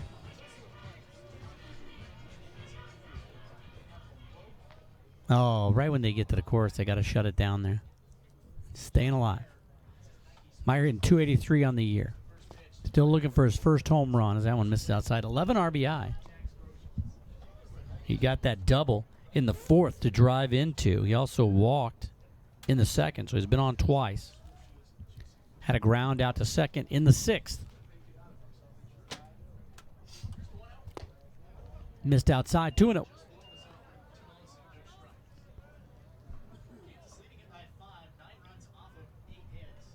Mumper on deck. Looks like he will get another crack at his buddy. And then Kona Quiggle has a bat in his hands, it looks like. Might be. To hit for Bull. That's the way it looks now, because Mumper's right there and Bull would be after him. And then you could put Conan left and move Ty Wyatt to 2nd. You can pretty much move Ty Wyatt anywhere you like. The 3-0. He walked him on 4. Josh Meyer aboard. See if they pinch run here for the catcher. Now, Quiggle's going to go in and hit for Mumper. And Bull pulls the bat. So now you scratch that, but you move Wyatt into short and Quiggle into left. So Meyer walks on 4. He's on base for the 3rd time in the ballgame, his 2nd walk. And really the only blemish, I mean, Goldsberry in that 7th gave up a double and a single to score a run, but has been in command. So Mumper gives way to Kona Quiggle. Quiggle has 18 starts under his belt, and this is his 25th game, going after the first pitch and fouls it back, hitting 264. No homer, 6 RBI. You know, Kona was the guy that got a lot of the starts in center field right after Pavlica went down with that injury. Because at that time, if you remember, LaRouge was still mainly just a DH, still recovering from that shoulder injury and couldn't quite throw as effectively as they wanted to put him out there. Late on that one, but fouls it back 0-2. So Quiggle played a lot of outfield, got 18 starts. There was a good portion of the season where LaRouge wasn't even DHing. Right. He was mainly up to Signs and Wyatt and Kona Quiggle and Quinn Cotton to DH. Yep. GCU has really erupted for runs and wins since LaRouge has been back. Fouled off. Yeah, he just really helps lengthen out the lineup. You're right, when you can put him in the two-hole there, and very effective. 2-hole hitter, they definitely missed him. He had that injury up in Seattle, diving for a ball. I remember watching it, and they ran out there and chatted with him right after the dive, and he stayed in the game, but relegated to DH, and shortly thereafter, in the air, slicing away. Looks like it's going to hang up, though. Carey over to make the grab. So the Lopes go down after a 2-out walk. The fly out to center. The pinch hitter Quiggle retired. We have completed 8. Lopes down by 5. 9-4 Kansas with the lead. This is Lopes Baseball on GCU TV and the WAC Digital Network. There's an exciting new destination for food, fun, and relaxation in the heart of Phoenix. Come to GCU Hotel and Canyon 49 Grill, where our hospitality management students gain hands-on workplace experience and deliver unmatched service right alongside the staff. Enjoy beautiful amenities like the resort-style pool and full-service fitness center. From the gaming lawn and patio to the artisanal coffee and teas of GCBC, you'll never want to leave. Room rate $79 per night. Visit GCUHotel.com to book your visit today. 9-4 your score. Kansas up on Grand Canyon. And McLeod back out here. And Michael Potter here with Fletcher Like. Fletcher, a senior today. A senior at Grand Canyon. Tomorrow, a graduate. Last time on the GCU TV broadcast. Fletcher, I hate to do this to you on what might be a loss unless we have a big comeback, which we have before. But take it away, bud. Last inning of work here on GCU TV. It's all yours.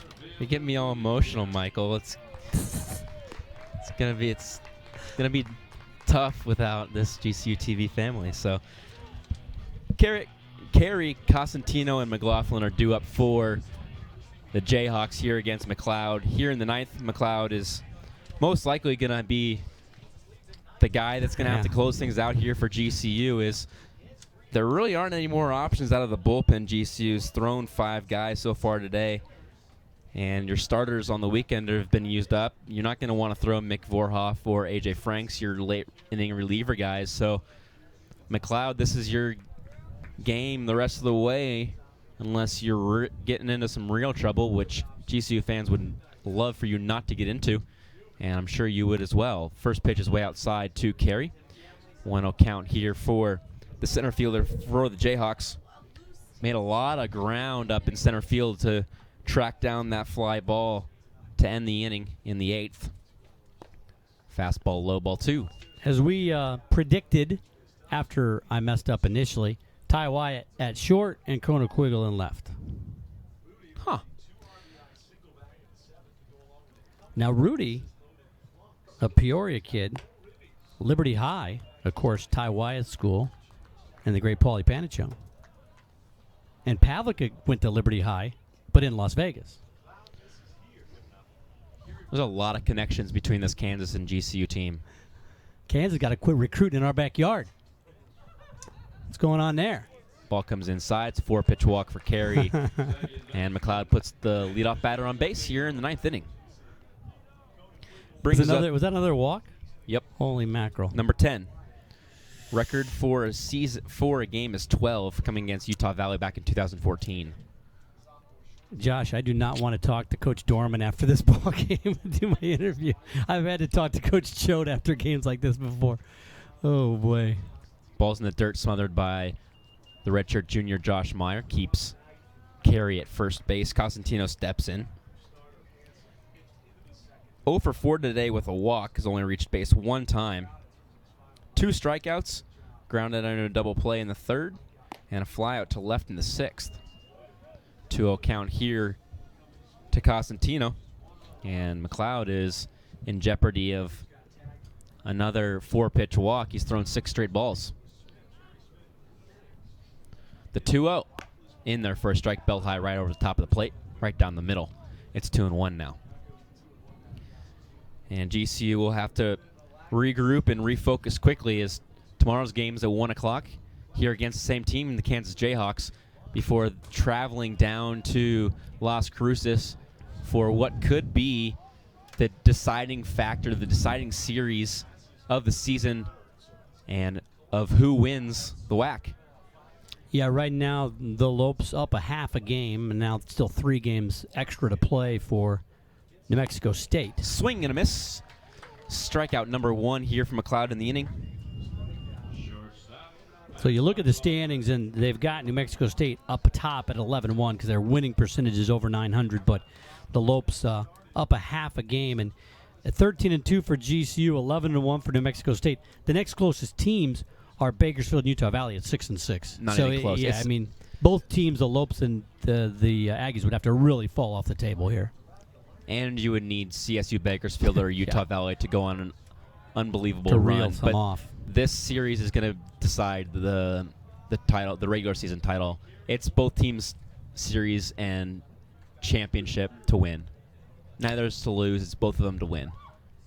Well, the Lopes have only lost 2 in conference, both on the road. They've swept at home. But if they were to win the series 2-1, they'd be up a game and a half. And with that 3 games extra, when the Lopes are playing non-conference to finish out the season, the Aggies could get a sweep and tie them. So, they really, it's tough to do, but you'd love to go down, obviously, and get a sweep. And then if you win out, it's yours. Even if your runner takes off, the throw down from Myers to the left side of the bag, so Carey's going to get in with a stolen base. That's always exciting when guys are running up 9-4, but makes everybody pretty happy. Of course, we've already hit enough guys, so steal them back. Carey. Even if GCU does drop a game and goes 2-1, they still would have the head-to-head if both teams went out the rest of the way. Ball's outside. 2-2. And GCU would win the regular season. So whoever wins the series could essentially win the whole thing. Is that the tiebreaker? Head-to-head, or do they just call them co-champs if they're the same? Line drive right back at McLeod. The throw over to first base, kind of off balance. Got it. Recovers and makes the play, and Evans helping him out. Attaboy, Zach. Runner takes third, but a couple of outs now. So it would be co-champs? So they don't go to a tiebreaker in the regular, but we would have had the tiebreaker and been the top seed going into the tournament. But they just call them co-champs. So they wouldn't need to sweep them, which is really tough to do on the road, especially against New Mexico But we State. would tweet things out like we're the champions. Josh has already got his tweets drafted. Well, it's a tall order to win any games down there at Las Cruces. They don't lose down there very often. So to win 2 down there, let alone 3, Lopes are going to have to do on their game. But you like your chances the way Jake and Jake have been throwing, right? Absolutely. Especially Jake Wong, except for that blemish against Chicago State, which was just a rough outing. And yet they're human. Everybody has rough outings. Even the Major League guys have rough outings. So can't expect perfection out of Wong every single night. It's a 1-1 count here for Foyle. Struck out in the 8th. The 1-1 just outside. Tails away from Meyer. Foyle scored 2 runs. He's singled and walked twice. So 1 for 3 on the day with 2 runs scored. And facing off against McLeod for the second time. Ball is at the belly. The big surprise was that Seattle was picked by the coaches. They got 4 first-place votes and 60 points, and they're sitting down there at 5-10. It just goes to show you, Tarek Skubal hasn't come back, and they've had injuries to their starting pitching and just haven't been able to recover from it. Kind of what happened to the Lopes last year. What GCU I like to lost see, their Friday, Saturday, and Sunday guy and couldn't compete. How about Chicago State, though? Sitting at 5-7, like middle that? of the conference. Picked to finish last. I like that. There you go. As a fan of baseball, a fan of sports, a team that's picked to finish last, sitting in the middle of the conference, that's fun to see. The 3-2 payoff pitch comes inside, just misses. Puts runners on the corners here for Kansas Jayhawks. Brings up Groshans. Yeah, the surprises are Seattle, but it's when you peel it back, it's not that surprising when you have some starting pitching that you were counting on is not there. But really, Chicago State being 5-7, Sac State being 6-9, a bit surprising. GCU being 13-2. Yeah, that is surprising, but probably more so because you thought you were going to have a different pitching rotation, and you have a very young squad still with a bunch of sophomores playing, and you didn't play that well last year. But they thought they were going to be 4th in the conference. So New Mexico State is the one that's not really that surprising. I was a little surprised that Seattle was picked ahead of them. That team he's built down there, a lot of juniors and seniors, a lot of transfer kids or JUCO kids, and they play very well, hit the ball a ton. Everybody's just beating up everybody at the bottom of the conference. Nobody wants to lose. Nobody wants to win. Yeah, Messervy, when he went down for Seattle, that really crushed their chances. And Skubal, I don't know, is Skubal pitching back yet? Have you seen, Josh? What's that? A little bit. Yeah, Skubal had the Tommy John last year. That kid was lights out. Yeah, he was unbelievable when he was throwing, and you hate to see him go down. Hopefully he'll be able to come back, but he has not come back as soon. Probably come back just in time for the Lopes to catch him. The 2-0 from McLeod. Get there, ground ball. Bull diving play throw to first base in time to get him. That ends the inning. What a play there by Bull at second base, ranging to his left deep in the hole. And he ends the inning getting out of the inning with no runs scored for the Jayhawks with runners in the corners. GCU's last-ditch attempt to score 5 runs, ascended to extras, or to score 6 to win it here on GCU TV. If you're visiting campus this spring, why not stay at the GCU Hotel, featuring comfortable rooms, a resort-style pool, and the Canyon 49 Grill? It's the perfect place to stay when coming to GCU. Rooms start at $79 a night. Book a room today at gcuhotel.com. Well, there's a dugout that came back from 8 down just a couple of days ago. Can they do it from 6 down here in the bottom of the 9th inning? You got the guys up you want, with that top of the order due up here. Bull, LaRouge, and Evans, but they're going to have to hit around, in the 6th inning of the ball game on Sunday. The first 6 men, started by Griffin Barnes, but then the top of the order, the first 6 men all got base hits, and they all came around to score. Evans, the 3-run homer, hitting out of the 5-hole. So they've done it before, and that was all with no outs. I mean, the first out occurred after a walk, and then they got a double play. So the first 7 reached before they recorded the first out. Now, having said that, Goldsberry's pitching a little bit better than the UTRGV starter, who had never gone past, 2 innings, 2 1/3, something like that. And in the 5th inning, the wheels fell off. After 5 innings, the wheels kind of fell off for him. So seems like the UTRGV rotation was kind of a mess last weekend.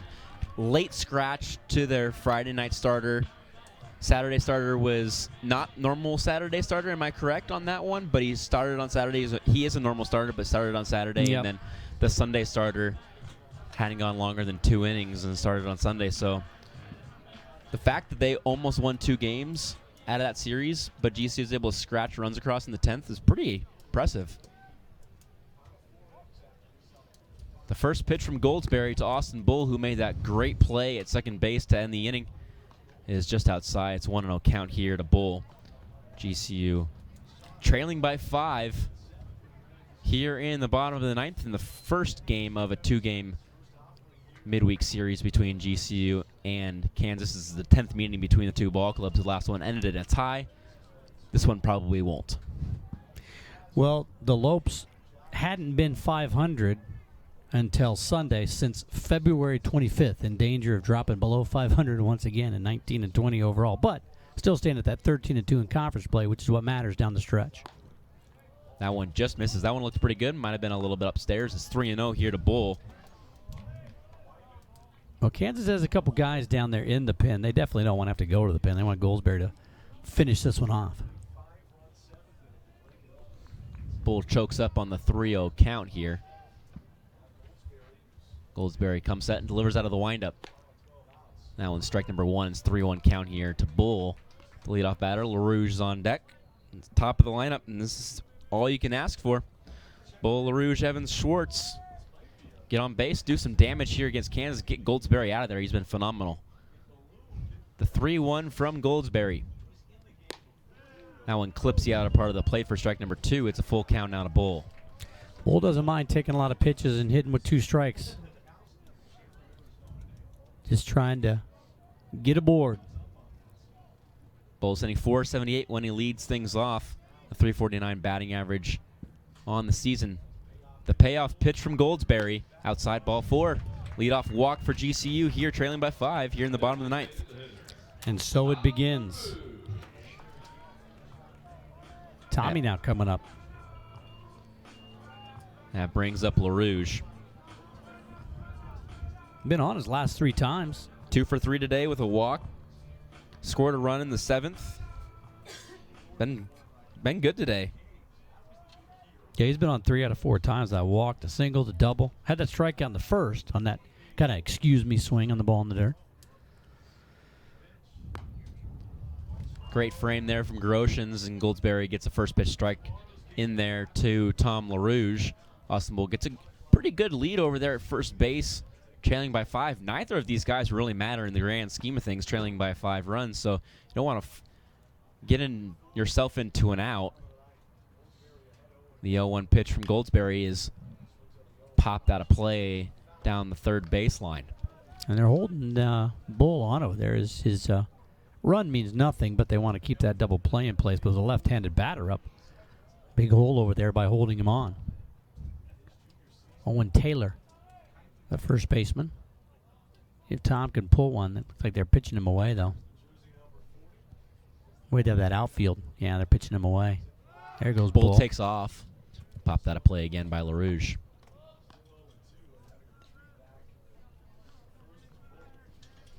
Yeah, Tom had that walk-off on Saturday. He had 507 for 14 with 3 runs scored. Had a walk, a couple of strikeouts, but drove in 3 in that series against UTRGV. In a hole here with an 0-2 count, Goldsberry comes home, and it's fouled off down the third baseline yet again. That one line down the third baseline, but it's still 0-2 here. LaRouge battling here against Goldsberry. You know, we're talking about who might throw. We assume like Siglitz might pitch. You might see some of these guys who threw today throwing back-to-back. I mean, they're relievers, and they might, if they only threw 20, 30 pitches. But might we see Ty Wyatt? Might we see Mark Mumper? Mumper threw in high school. It was actually Mumper who was pitching against Goldsberry in that ball game there. And so is that a possibility? I mean, you don't want to risk injuring one of those guys. Mumper has thrown already this Yeah. year. I mean, look at Mumper. He's thrown 2/3 of an inning, given up a couple of hits, 1 strikeout, and he'll be the first to tell you, 0 ERA. I mean, he leads the team, right? Leads the team at ERA. I don't think he's got enough innings. I don't think he's qualified. He is in his own mind, though.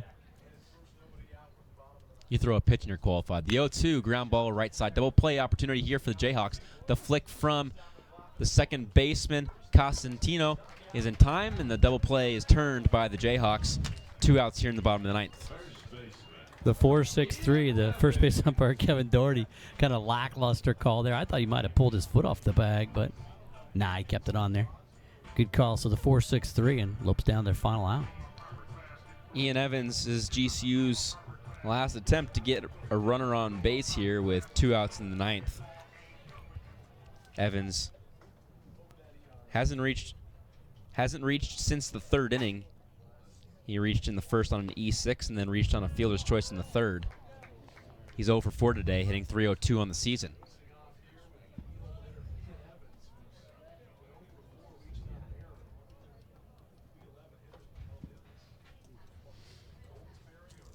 Goldsberry's been dealing. The 0-1 lifted to left center field. Carey on his horse. He gets there in time and records the final out. 3 up, 3 down for Goldsberry, who tosses 4 innings of relief pitching and doesn't give up more than 1 run. He was phenomenal in relief for Kansas. And the Jayhawks take game 1 of this 2-game series between the 2 ball clubs in their 10th meeting. They'll face off against for the 11th time all-time tomorrow at 1 o'clock. And the Jayhawks come away with the win, and the pitching staff for GCU just wasn't able to stay with the Kansas Jayhawks pitching staff today. Most walks of the season, 11. Most hit batters at 6. And you put 17 guys on with freebies, you ain't going to win many ball games. And it was surprising it was that close, 4-3 until that 7th, and then just the wheels fell off. And Kansas 9 runs on just 8 hits, and you know, Fletcher, it could have been a lot worse. They left 14 runners on base. I was just looking for that number. 14 base runners is a lot, and GCU's lucky to only have lost by 5 runs by putting 17 base runners on, 17 base runners on. So Tyler Hansen gets the loss, and Sean Rakowski does get the win for the Jayhawks. A tough outing for GCU. The bats were there, 7 hits, out hit by 1 by the Jayhawks, 8-7.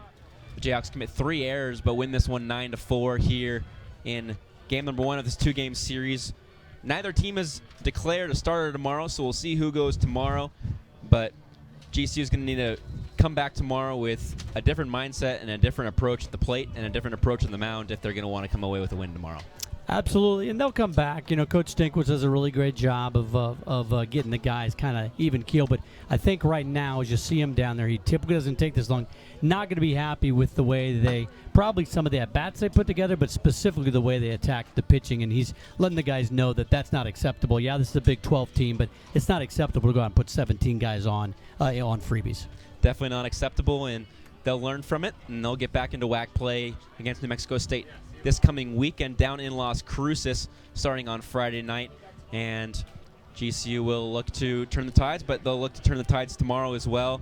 And Michael, It's been a pleasure calling all the games with you so far this season, and a pleasure working for GCU TV for all the crew. Krista, Connor, Swade, Riker, Phil, and Chan, and Gina, technical director. Thank you. Barry Butel and Steven Niedzletsky, thank you as well. It's been a pleasure. Graduate Thursday, and it's been a fun ride, great experience, and will always cherish these memories. So it's been Fletcher, good. we've enjoyed it. Don't be a stranger, and everybody out there, thanks for tuning in. We'll be back tomorrow at 1 p.m. Another game against Kansas. Follow GCU on Twitter, Facebook, Instagram. Don't forget to subscribe to your YouTube channel at youtube.com/GCU, and look for Fletcher later on ESPN at sometime in the future. Have a great night. Go Lopes. We'll see you tomorrow.